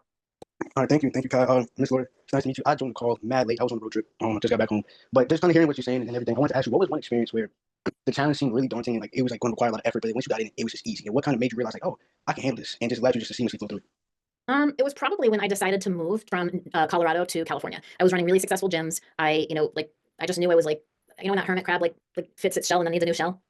And I felt like I was on the news every week. I was just like, people would have thought I was crazy to leave Denver, Colorado. But everything in my heart was like, leave. Like, you're ready for more, be a smaller fish in a bigger sea. Like, get a new hermit crab shell. And so I was up against a lot of swirls of doubt. And, I have 3 young kids, like, I have a thriving business. Like, but my heart was like, go. Like, in my head, I was like, no. So, we like, I just will never forget. I went to this class, and like, I'm laying there in this like class of like breath work or whatever, and all I kept hearing inside my like intuition in my body was like, move to California, move to California, move to California, move to California. And I'm like, the guy, the instructor was like, now don't, you just went through all this stuff. Now don't make any big decisions for 42 days. I don't even know how he got that. So, you're even getting the naysayer telling you like what not to do. And the point of the story is I had every reason not to, every block, even like financial stuff, there was no reason except like it was not logical. And I'll never forget, I like called my sister after that class, and I was like, Kat, all I kept hearing was like, I'm moving, and like everything said I'm moving, like and she's like, go ahead, go to the gym, tell Scott right now. My husband was like letting a class out, and I was like, I was crying again. I'm not much of a crier. Like, what's wrong, babe? What's wrong, babe? And I'm like, we're moving to California. And he was like, okay, like, happy wife. And I was like, good guy. But sometimes, and then what I started to, I didn't even tell any of our employees. We opened 3 gyms within a year. Like, we were doing it. And I'll never forget, I went to California and I saw they had purple trees, which is like why over here in my filming studio I have like these purple things over there. Okay, and I'm like on my vision board, all these amazing things and stuff. Okay, but I'm like, I saw the purple trees, and then I saw like the purple leaves because we went to California, and I'm like, that's it, I'm moving here. I'm gonna tell people, I'm gonna be completely illogical because that's trust. I'm telling people I'm moving to California because there's purple trees. They'll think I'm absolutely nuts, but they won't second guess me because it's actually so ridiculous of a reason. Like, I don't have to, like, I really learned, stop justifying and defending your decisions of things that like you really trust in your heart are meant for you. Because on paper or logically, nothing made sense for me to move to California. But I moved to California, I got on Netflix, Access Hollywood, Mary Lopez reaching out to me, like all these things. It's just like, I knew I was meant for this greater path. And I knew if I just stayed in that like fitness gym track, like I was getting in magazines as a fitness person. I'm like, I am not a worker outer. I work out, I'm fit because I married into it, but I'm a mindset coach. And I knew I had to put myself in a different track to be who I was meant to become. So, that's trust. It's not logical. It is something in your heart, and you got to go for it. But there's a process to it. And, once your brain gets in touch with making these steps logical, you can create massive change. And that's what I'm really here to help you do. So I hope that story helps a little bit. But we could talk about it. Thank you so much. Thank you. Appreciate all you guys. Kai, amazing. Thank you for allowing me in to talk to you and being here, in the School of Mentors. I'm in the community, but I would love to invite you into my community. I have a 7-day free manifesting challenge with intro to some of the tools we talked about. I have the 6-week you guys can jump into, and I also have monthly memberships that like include all the things. Hit me up if you have questions about anything. I would love the opportunity to work with you in any way. I think if it's resonating in your heart, you're ready. And if you had tools, you'll get there faster. So thank you, Kai. Yeah, thank you so much, Laura. That was super, super valuable. You shared so much incredible life-changing information. So from me and from the whole School of Mentors community, just thank you so much from the bottom of our hearts. Guys, feel free to unmute yourself and tell Laura thank you before she goes. And also, please follow her Instagram and check out that course if it's resonating with you. So yeah, but everyone, Thank you. Thank you very much, Laura. I need to Instagram. Thanks, Laura. Thank you. Thank you very much, Laura. Thank you. Awesome. And guys, if you don't know, Laura is a member of the School of Mentors. So like, connect with her, reach out to her, shoot her DM, ask her about her courses and stuff. My day. Can I have the Instagram link, please? Yeah. I just posted it, dude. And my link tree has everything. I just posted in the link tree the School of Mentors specials that'll just stay up for 24 hours. So it's 20% off. Like, just take a look at it. It's at the top of the link tree. It's got like any of my socials, TikTok, Instagram, find me. Awesome. Find me, people. All right. Thanks, Kai. Thanks, School of Mentors. Thanks, everybody in this community. I'll see you soon. Bye. Bye. Alrighty. Whew. That was massive value. That was awesome. So give me a quick sec, guys. All right, cool.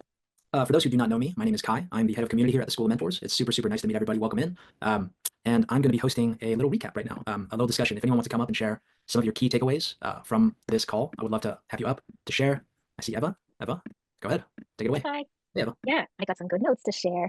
I really particularly liked the combination of physical things that we can do with the mindset pieces. When I do things like that, they always seem to be more likely to stick because of the psychological elements of it and our body sort of connecting the dots. So just as like one example, we were drawing the line down the middle of the paper, and then, we had the other thing was to write in a super tiny way, and, physically understanding at the same time that writing it really small, we are communicating with our brain that this is a small thing. And this is so interesting because she talked about her mom, how when she was 6 years old, her mom was told that she had 2 years to live. And then she went and did this program somewhere where she took a medication and didn't know if she was getting the placebo or she's getting the actual medication. So she was part of the study and then she survived. So what happened with her could have been the placebo effect, or it could have been the medicine. And I really love that when we're doing these things, it could just be like the placebo effect in terms of like understanding the thing. But the reason that the placebo effect exists is because when we understand that something can be helping us, our mind then goes to work and says, yes, I know this, like I'm helping you out. And so that's why the placebo effect is even a thing, because our minds are so powerful. And so these physical things that give the communication to our brain about, God, this is small. And, this is, whatever the details, looking at the different things. So that was one of my bigger takeaways. It's a lot of fun. And I realized like, I kind of want to create more of those little anchors in my own life and in the different things that I do to see, okay, how can I make this a physical thing so that I have something that represents what I want to happen? How can I make this bigger? How can I make this smaller? How can I tear this apart? How can I let go of this? What's something physical that I can do to reflect what I want? I love it. Let's go. Yeah. I also thought that, like providing actual practices, not just the mindset shift, was very, very powerful. The line, I mean, she dropped a lot of great keys to really shifting the energetics that we function on, like our default energetic state. Like she said, courage is the key that helps you go from fear to love. So anytime you're in fear, if you can take a courageous action, you're in love. And like, there's so many gems here to be mined and tactically applied in whatever situation or energetic state you find yourself in. So I appreciate that, Eva. Thank you. Great takeaways. And Benzie, what do you got? And guys, today, just I'm going to keep this kind of short, this recap, because we've been going for quite a while, but go ahead, Benzie. Okay, so can you all hear me? Yeah. Okay, so what I took away from it, which this was absolutely amazing and definitely something I needed for my personal self, but it was creating the vibration and staying there and making sure that it aligns. So that was my whole takeaway from everything. Just learning how to create a balance. If you say that you're going to become that person, knows what it looks like and kind of eliminate all the noise, like staying within that vibration. And making sure that it aligns, just making sure that it's something that you actually want to happen. Like there was a lot of different things that I learned when we did the I do not want and what I clearly desire. And it just seemed like a balance. It's the negative and then the positive. So if you can learn how to embrace the negative and switch over to the positive and stay in alignment, that was my whole takeaway. I was grateful for that. I needed to hear that again. But thank you. I love that. Thank you, Benzie. Yeah, those are great takeaways too. I think the alignment piece is super, super interesting. Like we have to stay aligned, and it's only when everything is aligned that like we have that power to really get up that hill onto the other side into abundance. Like her quadrant, I love that quadrant of feelings, thoughts, actions, and imagination. And I'm guessing it's like, hey, if something's going not ideally, then there must be something within this 4 quadrants of feelings, thoughts, actions, or imagination that still needs to be realigned and directed towards that desired direction that you want to go in. So I love that. I thought that was phenomenal. Yeah, thank you, Benzie. Amiel. Sorry, I know it's dark in my house. But something that I found really profound was that trust is like a feeling and that it's not based on like evidence. And that is something that is just so different from what I've been exposed to and what I've ever heard before. And I would love to hear like your thoughts on it, because it is, it's challenging my perspective of what trust is. And I know trust and faith kind of go, hand in hand. And so I would love to hear more of like your perspective of like how to embody that. But it was definitely like a shift for me to hear that. Yeah. Me too. Me too. I mean, when she said that trust is like the highest vibration and it is the one that is parallel and aligned with abundance, that was very telling for me. I appreciate you inviting me to share my thoughts. I think for me, I just had a lot of corrective experiences throughout my life that allowed me to trust. Like I remember one time I broke my arm real bad, like really bad, guys. And I was at the hospital and I just had unconditional trust in all these doctors that were helping me. And like, I still remember the way that I felt while I was trusting the doctors, and like everything seemed like I was in heaven already, and God himself was just like taking me through the steps, like really calmly. Like I knew I was 100% safe. And that's kind of the energy that I try to embody when trusting. But I mean, I think me and everyone here, we've all probably had our challenges that have tested our trust in ourselves and in the universe. But for me, I mean, like one thing that I think of too, like our bodies are always trying to keep us alive. Like the heart is always beating for us. We don't have to control the heart. We don't have to breathe when we sleep. The body's always trying to keep me alive and support me. And like anything that goes wrong with the body, it's probably because of a choice that I made. So like the universe is already on my side. Like my body's already on my side. Like let me just learn to trust it and make the right decisions. But yeah, no, I mean, trust. Jordan Peterson said something really good too. It's like trust in others because it's the courageous thing to do. And then also trust in your own ability to discern when to walk away from this person. So like there's that internal trust and then the external trust. But yeah, those are just some thoughts off the top of my head. Hope that helps. Right. Yes. I mean, I resonate with that. Like I feel so divinely protected, but this almost like took it a step further in like even in that discernment, right? Like there is a at least in what I've experienced, right? Like there's a moment where you have to protect yourself and like self-preservation. And it's almost like, I don't know, like moving in a sense of like demanding that evidence, that proof, that what I understood Laura said is like, that's not full trust, right? Like she like gave examples of like waiting, like having the expectations of like, I'll trust you when you prove this, or I'll trust you when you prove that. And then like, that's not the full embodiment of what trust is. And so I don't know, I have to definitely sleep on it and let it mull over a little bit more to fully understand. But yeah, that was definitely profound for me. Me too. This is an area that I'm still working on very, very transparently, guys. I'm working on trust. I'm working on faith as well. So sorry, I don't have too much more for you guys on this, but those are just my 2 cents. And yeah, it's interesting though. Like does there come a point where it's just like, I'm just going to trust everything unconditionally, and then if I trust unconditionally, it's probably going to happen that something is not going to go ideally. Like I might be betrayed or whatever, but I think that's just a lesson too, right? Like anything that happens is an opportunity to learn something. So for me, I just trust that if I stay in the learning mindset, the growth oriented mindset, that like I can transform anything that comes my way into something positive for myself. And this person is just showing the truth of who they are, whether that turns out to be someone who's loyal or someone who's deceitful. So ultimately, this is a different perspective, but I think I just trust in my own ability to figure it out. Right. But, and even like in saying like your body is designed, right, to preserve itself. It's like parentheses, someone who struggles with like autoimmune, where it's like my body is literally trying to kill itself, like active working against itself. So, maybe there is like a spiritual component to it that personally I have to like delve in a little bit more. But just even that concept, like where does that line kind of fold in on itself, in like self-preservation and trust, and is that I believe spiritually, physical things are like the manifestation of like spiritual things, right? And so like is autoimmunity an example of like a fundamental lack of faith or trust in oneself, just a thought. May I speak to this, Kai? I have some very specific thoughts on this. So I know I've thought a lot about this, and somehow I'm blanking on her name. There's a woman who has a whole list of how like different symptoms and diseases are related to the emotional components. Do you know what I'm talking about? I cannot believe I'm blanking on the name of it because Louise Hay. Okay, so Louise Hay has a book. It has a lot of books. She passed away, but she had a book called "You Can Heal Your Body, You Can Heal Your Life." She sort of like created a huge chunk of the self-help kind of movement because she was giving all these seminars and helping all these people, and then she couldn't get the books published that she wanted to. So she created the Hay House Publishing Company, and like that was the start. So I don't know if you're already very familiar with that, but that can be helpful. But so in my own world, I have had Lyme disease, which technically is not autoimmune, but it gives a sensation of autoimmune because basically your body is more or less fighting against itself. And I've thought about this, about when I have symptoms that tell me, my Lyme disease is kind of like coming back in force. I look and I see, okay, what am I doing that is helping me to fight against myself? What am I doing where I'm not working on my best behalf, if that makes sense, where I'm not working on my behalf? What am I eating that's not in alignment? How am I acting that's not in alignment? Am I on the computer too much? Am I, what am I doing that's out of alignment with somebody who would take care of herself? And so I have this, I can't believe I'm about shows, but I have this, when I first got Lyme disease, I was bitten by a tick, right? And the tick bit me in my butt. so I have this spot on my butt that when I'm feeling like a flare up, it flares up right there. So I have this, and it's kind of like a ding, ding, ding for me, like, you've got that flare up on your butt cheek. Where are you not taking care of yourself? Where can you do better? What do you need to look at? And so then I sort of get into like hyper self-care mode where I do less work, where I get more sleep, where I say no to things that I would otherwise say yes to. And so I feel like autoimmune isn't just our bodies, it's also our choices. Am I serving myself? Am I taking care of myself? Am I treating myself in the way that I need to be treated? And so every time that I've gone through a period like that and I've gone into like extreme self-care mode, I've gotten through it. I've gotten through to the other side. And so related to all of this, and this doesn't always apply in every situation, but let's look at the date. I'm more than 18 years without taking even one medication for any symptom. So what I have found to be true from this path is that every symptom that I have in my personal journey has been related to some kind of action that I'm either taking or not taking. And so because I refuse to take pharmaceutical drugs to fix my problems, it's helped me to over time get more and more awareness of how my actions connect with the results. And so if I have a headache, and I do sometimes have headaches, I have been on the computer too much. I'm not wearing glasses when I'm on the computer, I'm wearing my contact lenses, or I'm not getting enough water, or I'm not putting my feet in the grass, and I'm not getting outside and getting enough sunshine. And so when I look at it and say, okay, which thing am I doing that's not serving what I need? Then boom, the headaches go away within a day, and I'm back to it. But every single challenge that I've literally ever had for 18 years, I've been able to pinpoint what was the cause and therefore to resolve it. And I sincerely believe that the vast majority of humans who are taking medications of any kind, not everybody, but the vast majority of us can pinpoint ways that we can better serve ourselves. So I don't know if any part of this resonates or is helpful, but it feels very much related to what you were sharing. So yeah, I think that topic. Go ahead, Emil. No, I was just saying thank you for sharing. Definitely does resonate. I know my connection is not that great, so I'll let someone else share. Okay. I'm glad that we immortalized the tick bite on your. You're welcome. That was pretty funny. On a more serious note. Your face, by the way, Kai. When I said I can't believe I'm about to share this, you were like, shoot, what's coming? I was like that. Like this is. I'm curious, and I'm also like, we are recording. Like, is this okay? I was intrigued. I'll put a funny comment. Lol, talk about pain in the. I really appreciate your transparency. Like, thank you so much for sharing that. And I agree completely. Like, I'm on that same wavelength. Like, I don't take medication for anything pretty much. And in that, and through my meditation practice, I think we gain a lot of clarity on what causes lead to what effects. When I eat this food energetically, how does that make me feel? How does talking with this person make me feel? Do I feel lighter? Do I feel heavier? And that is a huge part of the solution. And probably step one is awareness. And and a lot of modern society is designed to numb our awareness or to kill our ability to be aware of these things. And then in that numb state, we're just consuming whatever. So I got a line for you that I came up with. It's called curation is the cure. Curation is the cure. So curation.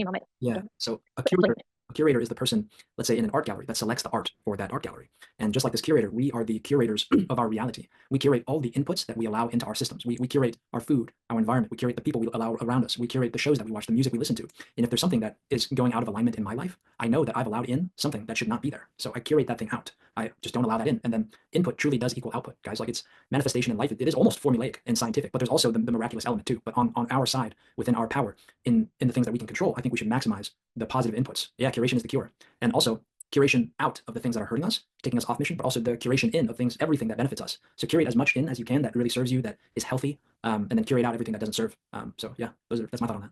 I share things like this, but never in such good words. Like, your 4 words to explain this are so succinct and so beautiful and so unique. I love this. I love this so much, and I agree wholeheartedly. And I think that this journey of choosing not to take medications anymore has forced me. I have no choice but to curate my life and how I'm feeding myself on every level, because if I don't believe that I've ever been deficient in aspirin or Aleve or Ritalin or any of the medications that I used to take on a regular basis. And therefore, the solution isn't going to be to do that. I have to curate exactly and adjust, readjust, realign the choices that I'm making, or I'll just be stuck with symptoms.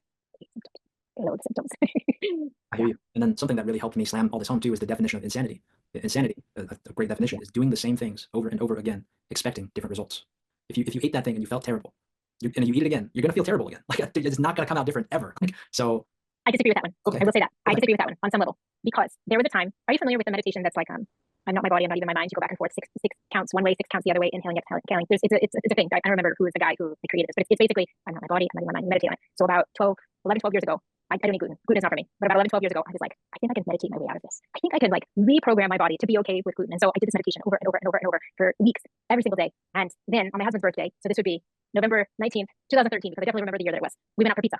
and it was not a gluten-free pizza, and nothing happened. Literally nothing happened. So I mean, I made a big thing of it, and gluten is absolutely not for me. But so I do feel like there are circumstances where we can change the results based on the way that we feel about something. So sometimes we can self-sabotage by having certain beliefs about foods. I believe that this is bad for me. I believe that this is good for me, and so our mind multiplies the effects of the thing that has intrinsically within it. So gluten has like certain. It is what it is. Like, and if I then feel like, oh, I know that this is going to hurt me, then like maybe I would have had like mild results, but then because of my mindset about it, maybe then it multiplies the results. And so I do feel like it's a little bit repeating exactly wouldn't be the case, because then there's still a control that's been adjusted. Like it's not just the food now, it's the food plus the mindset that we're looking at. So yeah. I think you're right. It's nuanced for sure. That was too black and white of a statement. But yeah, I like this conversation. Benzie. Hello, Benzie and her daughter. Okay, so I just wanted to speak because with the statement that she just made resonated with me, that I am not my body, I am not my mind. And she said there was some repetition of how you repeat it. It resonated with me because that's the way I go about my life. I feel like I'm here to serve a purpose, and I try to not live with creating resistance for myself and being more childlike. Like normally I'm the friend that if people are like, oh, Mercedes, come on, let's go do something, I'm like, okay. And people don't understand that at times, but it's more so like I'm just being a student of the universe. I'm just going with the flow. I like to be like water. And anything that makes me happy, whether it's family, friends, or anything, that's where I prioritize, because I notice that it sets up my alignment with life a lot easier than me being around a bunch of distractions and noise. So I tend to like hide out. But I like what she stated because it makes me think of being the executor of an estate. Like you're not truly your body, and you're not truly, these things. You're like playing a game. You're the person outside of the game making the moves. So you're the creator, just like a God. Like you're the image of God. It is deep, but it's like people take on these things and become possessive and greed. Like, oh, this is mine. No, it's not. So that's what stood out for me. So I just wanted to share. I appreciate that. No, I love that. And it's awesome that you're hopping on here with your daughter so she can, join the conversation and learn too. It's awesome. Yes, thank you. I agree completely. And like, I think I learned this in a meditation course that I did. It was a 10-day silent Vipassana meditation course. And they taught us that our cells are vibrating at like trillions of times every second. So like even this body that looks solid is constantly in vibration. It's always changing. So like we truly are not our bodies. Like it can't be said that I am my body because this body is always changing. And the architecture, the structure of my mind is always changing too. Like I always say this, every thought that we exchange, Mercedes, we're both one thought different than we were before. Like when you just told me I prioritize my life for the things that make me happy, I'm like, oh, let me install that in my mind. Boom, my mind's different now too. So like we are not our minds, we are not our bodies, and you're kind of like Bruce Lee, like you watch my friend. You had to be, but that was another thing, because even like with me before, like now I'm doing a pivot, but before I started with us both with organic natural skincare, so I understand how the body functions, and I think that we all should understand that or understand it. But we do shed over 2 million skin cells per day, so I don't like people, and then like even like with your culture and different backgrounds, like how certain cultures won't let you allow your shoes, like don't come in the house. There's certain reasons, and for me, I just feel like there's different dimensions of different things happening at the same time. So if they said don't do this, and I don't know if people consider it superstitious, but that's me.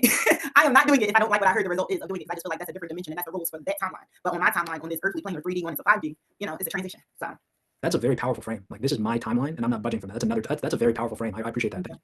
Damn, that was some powerful stuff right there. That reminds me of my friend Brandon Kinalele up in Santa Barbara. He's an amazing guitarist and a jazz singer, and he basically said like, I'm passionate about music. I'm like a steam train. Like I am going in this direction. You're either going to get on or get out of my way. So that's kind of what that reminded me of. So I appreciate. Yeah, because even like with me, like today, this made the most sense to me earlier, because I came in earlier and I spoke with someone in the group, and they mentioned they work with mindset. So I was able to share with them and be vulnerable, and they shared with me the stuff that I needed to hear, because I could identify it, but it was so like how you're afraid to admit things to yourself. So you're going back and forth, but when someone tells you straight exactly what it is, it's kind of like, oh, okay, let me just follow, because I knew, but I didn't have that closure. But for me, I'm creating something where it's helping people transition their passion into profit. And I'm starting to understand the mindset thing. And I feel like once I master this, everything else is very different. But it all starts with, and even when she explained it, you have certain hormones in your body, and they operate a certain way. So depending on how excited, or depending on your state, in that vibrational state that you create, thinking about things or making these transitions, it will increase, because money to me is just energy. So it's like you can create that. People that lack that mentality think money is something else, but it's just energy. So if you understand the force and the energy that you have, it will attract which you wish to create, and that's by serving, like just being your purpose. So if that helps anyone. I love that. One great shift that I heard is like the frequency of wealth is all around. It's like there's an endless river of wealth, and we're just realigning ourselves to our natural state of abundance. And I would definitely agree with that. And you could just go, I like to, because I'm spiritual, laws of nature, or just the universal laws of principle. But if you pay attention, this calendar is off. Like right now, it's about to open up, and that's where people start planning and doing different things, because everything is about a flow. And it's kind of like, if you are authentic to yourself and to your storyline, like, because everyone is alike, everything is united, everything is one. However, the trees, okay, let me basically say this: nature and everything in nature will show you. Humans are the only animals that don't pay attention, because we're so like resistant to information. But the world is operating, and everything is so free. Like when you go outside, you can breathe air for free. You can, there's so much stuff. Like the birds get up, they don't think about this stuff. We get up, we create our own issues. We're in our own way. So in order to break anything or become your best self, you have to face that demon inside that mirror of yourself. There's nobody else but you. But that's how you gotta look at it. But I'm gonna be quiet now. Bye, y'all. I appreciate you, Benzie. Thank you. That was awesome. Mr. Luca, what's good? Hey guys, thank you so much for bringing me on. For that, I just want to show my appreciation to Mercedes for bringing her child here, because I mean, children need to be exposed to this at a very early age, and so I just want to hand it to you for bringing her here. So okay, my question for you would be, since we are talking about creation and all those things, I've realized that since I'm bilingual and so are you, I have 2 different personalities. So when I speak English, it's go time, like I'm doing it. Whereas when I speak Italian, I'm around certain people, I let myself go, and I'm sure it's happened to you as well. And also, you've made this reel where you said I had to reprogram my mind in my native language.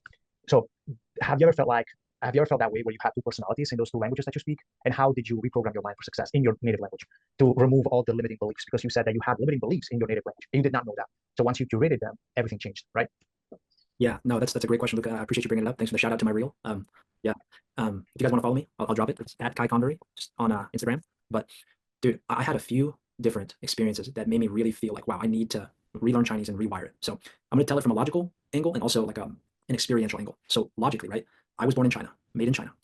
And from 0 to 6, that was the language that everyone spoke to me in. You know, the people who loved me spoke to me in Chinese. My friends spoke to me in Chinese. And I had a Chinese identity, a Chinese name as well, which was Kai Kai. And my Chinese name, my birth name was Yuan Yu Feng. Then when I moved to the States, that all got cut off very suddenly. No one spoke to me in Chinese. I forgot all of it. And it took a few experiences. I'll share one of them. I had a posture correction session with a guy in Thousand Oaks. His name is Dan Kinney. Dan Kinney. He works with Olympian athletes. He's a chiropractor. Really great guy. Put his name here.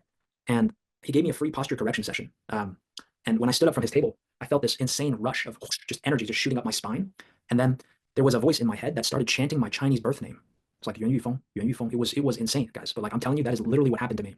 And that is what prompted my journey to go back to China and relearn Chinese.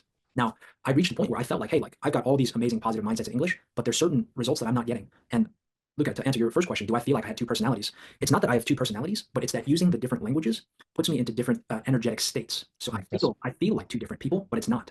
Like when I use English sometimes, like I forget to even breathe because I'm trying so hard to learn, because that is the state that when I came to the States, I felt, because boom, you threw me in the deep end at age 6. You cut off my life supply, which was Chinese completely. And now you want me to learn another language in another culture with different tonality. And like I just had, so when I use English sometimes, it puts me in a state of tension and I don't feel as natural. Whereas when I speak Chinese or I think in Chinese, I feel more in my body. I feel more rooted.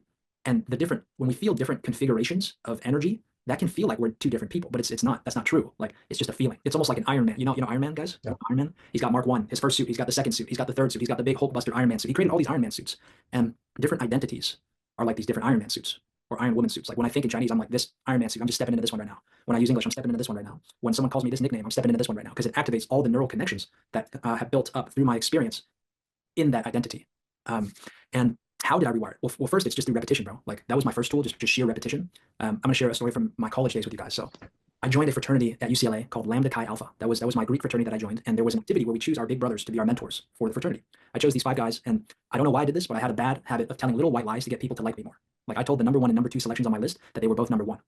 Now, of course, through the process of them figuring out themselves who wants to be my big bro, they talked about it and they figured that, oh, whoa, Kai told us both we're number 1. What's going on here? And then they confronted me about it. And I had to give an apology in front of the entire fraternity. It was like one of the most embarrassing, scary, anxiety-filled moments of my life. And then after that, I remember just like driving away and I'm like, yo, I am never lying ever again. I'm being 100% honest from this day forward. And my mantra became 100% honesty, 100% honesty. And I swear to God, that was the only thought that I thought, like a mantra nonstop, for the next like 28 days. Like for the next month, that was the only active thought that I had. Like I just kept thinking 100% honesty, 100% honesty, like nonstop, like a madman. I didn't say it out loud all the time, but I kept thinking it. And what I realized was through the sheer repetition, one, I'm building up the momentum of being 100% honest. And then when that decision time, that choice point arrives where I have the choice to be honest, or I have the choice to tell another white lie, I already built up this momentum of 100% honesty in my mind that I make that choice. And then that reinforces that momentum. So that was the first way, just sheer repetition. I call it mental reps. Just pick whatever you want to wire into your subconscious mind and just do reps, man. And lady, I don't know who's watching, but just do sheer repetition. And then I heard Caitlin O'Toole, if you add fun into it, instead of it taking like 300 repetitions, it takes like 8 repetitions. So I tried to gamify it a bit. And my other buddy, Johan from China, he told me that anytime a negative thought comes up, he's got a Jedi mind trick where he counters that immediately with 6 positive thoughts. So let's say there's something I need to rewire. It comes up like, oh, I feel unsafe. And then the game is, I imagine there's like a 6 rep meter that I have to hit because that's Johan's thing. I normally do 8 or 7 because I thought it felt better, it felt more original. And in my mind, there's like this energetic goal, this meter that I hit. And every time I say I am safe, boom, that meter fills up a bit. I'm safe, boom, that meter fills up, boom, I'm safe. So it's almost like a checklist. It's like a game in my head. And then when I say I'm safe, I'm safe, I'm safe, I'm safe, boom, on the 7th, I'm like, boom, okay, that's a game, boom, I won the game, boom, I'm safe. And it helps rewire it faster by gamifying it. So now I'm kind of compounding. And there's a bunch of different manifestation techniques, but I'm still rewiring that programming in Chinese because there are some deep feelings associated with that it's tough. Like let's say there's a part of me that is still holding on to the identity of Kai Kai or Yuan Yu Feng, my Chinese self. Well, for 21 years, no one's called me by my correct name. How's that person gonna feel? Shitty, right? Every birthday party, if I'm still attached to that identity, it feels like they're singing it for someone else. Like it's deep subconscious stuff. Like on the surface, I might be like, yo, I appreciate this, but maybe it's not hitting as deep as it would if I did it in Chinese. So for me, I'm just covering all the bases now. I'm like, my mind before was like, hey, like it's, you didn't rewire in Chinese. Like we're not gonna get there. I'm like, well, fine, I'll learn Chinese. Like I'm just not giving my mind any other excuses to not allow me to reach my goal. Like I went back to China, I relearned Chinese. I'm taking the time to rewire everything in Chinese, and now my mind just has no logical reason to deny me of my success because of the work that I put in, and just I cornered it. I'm like, bro, I've said I love myself in English. I've said, well, I would in Chinese. You got nowhere else to go. Like we're here. I love myself. It's done. Like, shut up. Like not you obviously, but my mind. Yeah. I've done the work. It's like, so that's the long and short of it. You know what's funny here is that even after all those years, because you left, you stepped foot in the US when you were 6, but even after all those years, from 6 to where old you are right now, one would think, all right, this person might have forgotten his native language the way he felt in his native language as well. So it does not matter whether or not I call him Kai or the other name. But it's so cool to see how our brain your brain still remembers that, hey, I am Kai, but at the same time I'm also this person in Chinese, and I want to be this person as well. So I need to study Chinese again to integrate that person again. And my question for you would be, did you feel this need, like this very deep need? Like how would you explain it? What was it blocking you from? What were there certain things that you felt like, all right, I have to study Chinese again because I need it? Or was it just like a feeling inside of you? It was both. It was both. Like for a lot of my life, I felt disconnected from one, like my masculine power. That was something that I'd felt disconnected from for quite a while. And like I was curious why. And then when I thought about it, I'm like, hey, like you take someone's language away. You pretty much disempower them, and then you give them a new identity. That's what they do in prison camps, bro. Like that's what they do when they try to destroy a nation. Like they take over the nation, they give the people, they prevent them from using their previous language, and like give them new identities. And it's fucked up. But like for me, it was just an unfortunate deal of the cards of my circumstances. But I just cultivate gratitude now for the good things that I've received, and then I myself, I don't blame anyone. Victim mentality does not help me. I'm just like, yo, I'm gonna take it in my hands. I'm gonna do whatever I need to do to feel empowered again. And I think in relearning Chinese, I accessed a lot of emotional depth, emotional stability, feelings of safety, feelings of empowerment, feelings of like masculine strength, boundary setting too was kind of recovered through that process. Discipline, even anger, like my anger is just a tool, right? Laura said, channel your anger into courage and allow that courage to take you from the side of fear to the side of love. Just be like, I'm done with this. So yeah, life's deep. The human psychology is deep and interesting. And I'm learning to love the process and the journey. But yeah. Wow. I mean, guy, your story is so inspiring. In my case, it's actually the exact opposite. Like in Italian, like I'm a completely different person. You know, I used to listen to rap songs in Italian, and they would make me a bad person. Like I would act a certain way. I would be around certain people. I was like a completely different person, different animal. And then when I started studying English, with all the content I'm exposed to nowadays, you know, this amazing community, all the YouTube videos, I feel a different person. And then as soon as I'm around Italians, especially certain people, maybe my family, I go back to certain lingo or like certain behaviors, for example, that do not really resonate with the person that I have created in English. And it's kind of like a little bit messed up, but that's how I see it. And it's so cool to see like such different realities. And it's something that I don't think many people think of when it comes to languages, because studying a language can actually do that. And we are the perfect testament to it. So thank you so much for sharing your story. For sure, Luca. And I think the difference comes from the state that we were both in when we learned the languages.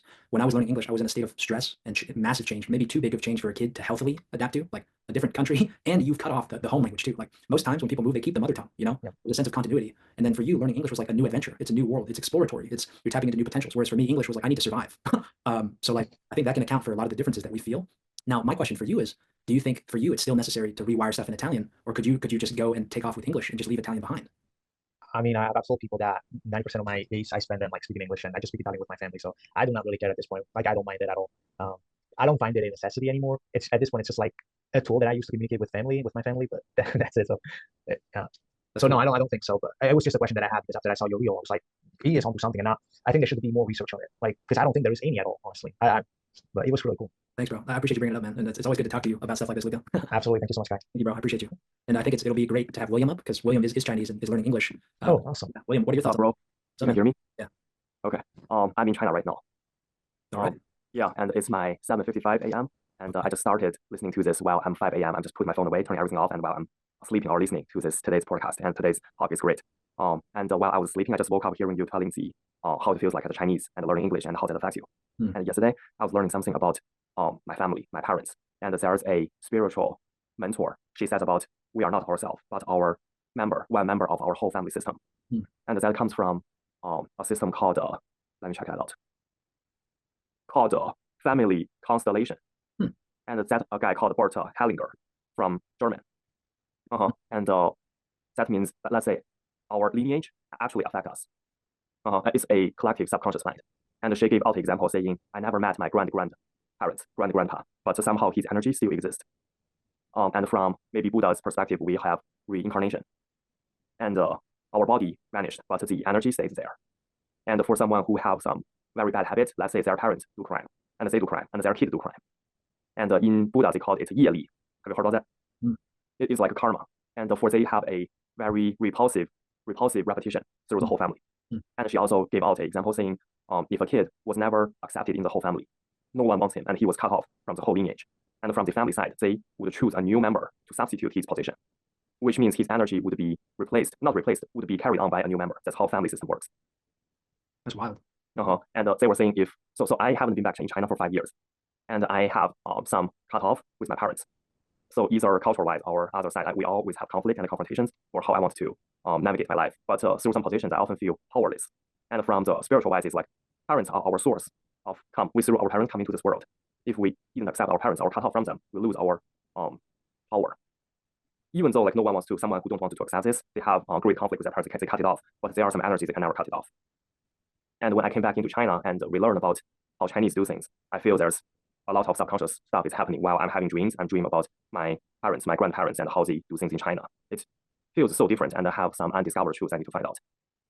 Yeah, I love that, bro. I appreciate you sharing, and it's going to be a fun journey. I think if we fall in love with the process, and just if we can somehow get into gratitude for everything that happens, and just see it as something that we can learn from, like I think we're going to keep making that positive progress. It's interesting that you said the family system thing in our lineage, because I just saw a recent study, I'm not sure where it was, that said if we think about our lineage, if we think about our ancestors, that makes us perform like 33% better, like immediately or something like that. Like just thinking that I'm the continuation of this entire ancestral line, it is very powerful. And one thing that helped me, like when I reconnected with Chinese, is like reconnecting with my my family name Yuan, Xing Yuan. My Chinese family name is Yuan, and when I started thinking that, because my English name is Kai Convery. Convery is my stepdad's name. I don't feel that genetic power from his hereditary line. I do have learned lessons, but like the hereditary power, I feel way more when I think of myself as like a continuation of the Yuan household as well. You know, my body is that, and it's interesting, man. There's a lot of things to master and to navigate. I think life is endless. There's infinite things to master, which is pretty cool. Yeah, I agree for what yesterday the tutor told me, and also I think it's written in the Word Hellinger, and she was saying the original bloodline. Let's say if I'm Chinese, but I was raised up by American people. Let's say if that happened, the subconscious mind always comes from the people who gave me life. That's crazy. You might check that out. Maybe you can see how that helps you. And also, I was learning that yesterday, and today I'm going to learn about how emotions comes up and what is buried inside. If you're interested, I can share the link with you. And they have that happens at 7:30 p.m. For US, it's 7:30 a.m. East time, but for you're in California, it might be 4 something, 4:30. Sure, dude. Yeah. Please send me the link. That sounds cool. Yeah, I was crying yesterday all the time, like when I was hearing that there's a meditation and saying, okay, connect to your parents, and thinking about they are standing there, and even though we don't understand them and how they love us, wow, that's tremendous. And from the lineage wise, especially in Chinese culture, is saying, okay, our family is ashamed of you because of what behavior you didn't get A or something. You know, your parents are all A parents, your grandparents are all A parents, why you're not A? That's like a joke. But from the lineage wise, I can see the personality definitely affect us, and we are carrying some of the lessons our family is unfinished. And unless we can finish those, we can share light through those traumas. The children of the next generation will also suffer from those. So those are the lessons, even though it's uncomfortable, it's trauma, but we have to go through that, go beyond that to get enlightened. They will think those are the lessons of the earth. I agree, bro. And I think we can also cultivate gratitude to our family, that we can even consider these things. Like our grandparents were too busy trying to stay alive, right? Like get the economics right, get stability, have enough food to eat. And like, we are in such a state of abundance to be able to consider these things. And like, to have these issues is like, I see it as a continuation of their work. It's like, now you carried this trauma through these generations, but you still set up great foundations for us. And now that we're here, we can transform these, we can end these, we can integrate these so that the traumas are not passed down to our kids. And hopefully it just keeps going upwards. That's my hope. So yeah. And I also learned that for sometimes we have feelings of loss, feelings of frustration. It's not of our frustration. It's the entire family, our entire collective mind. Their frustration. We're just there to experience it. Yeah. Oh, sorry. Someone just sent me a message. Let me just. Sure thing. Yeah. All right. Thank you. I'll send you the link later through WeChat. Yeah. Thank you, William. Sorry, man. I got distracted at the end there. But yeah, I love this conversation. I appreciate you sharing. Mary said, I think this was for all of us. Thank you for speaking about lineage and how the continuation of that is driving more strength. I think I've lost that being American culture and desire to hustle because I lost passion and purpose of what I'm doing because I cut off communication with my dad. Go through the trauma, I guess. So yeah, thank you, Mary. I appreciate you. And thank you, William. Thank you, Luca. Guys, I'm probably going to end it here today. I think this was a really great discussion. I appreciate everyone who stayed on till right now. Enrique, Amiel, Luca, Eddie, my guy, Makar, Livingstone, Teresa, Mehdi, William, Krishna, Ivana, Naraf, Lovejoy, John, Ubaidullah, Monique, Gary, Francis, Gilbert, Mary, Fred, and Joel. I appreciate you all. Thank you so much for your time. Thanks for coming to this call. I thought it was really, really awesome. Luca, what's up? Can I ask something? So I know that there is the School of Mentors is doing this new classroom thing. So I just wanted to know, how's it coming along? If you guys have finished it, any updates on it, just out of curiosity. Yeah, so we are going to receive the introductory video for that soon. And then we'll probably drop it real soon as we receive that introductory video back so that we have a video explaining what it is and how to use it. What Luca is inquiring about, everybody, is we created a School of Mentors pathway for whatever step of the entrepreneurial journey you're in, whether you're selecting a business model or incorporating or learning the fundamentals of entrepreneurship, building your business initially and getting to revenue, or scaling, or even building generational wealth after you made money. We are creating a pathway for that. And yeah, no more belts. We are deciding to end the monthly competition, guys, because we felt that it created too much artificial engagement. Too many people were like spamming stuff. So we are deciding to end that, and we want to move towards more organic, heart-centered communication, not driven by any incentive other than just like wanting to share for the benefit of the community. So that's an update for you guys. And yeah, appreciate the question, Luca. Thank you. It should awesome. Thank you so much. 100%. It should be out soon. But yeah, guys, much love to you all. Thank you for being here this long. I think we've gone for 3 hours and 8 minutes. Yeah, well, I'm going to go and probably get some dinner. Every time I sign off, it's always to go get food. But yeah, I will see you all soon. Hope you have a great one, and take care. Thank God. Your thing, Eddie. Bye, guys.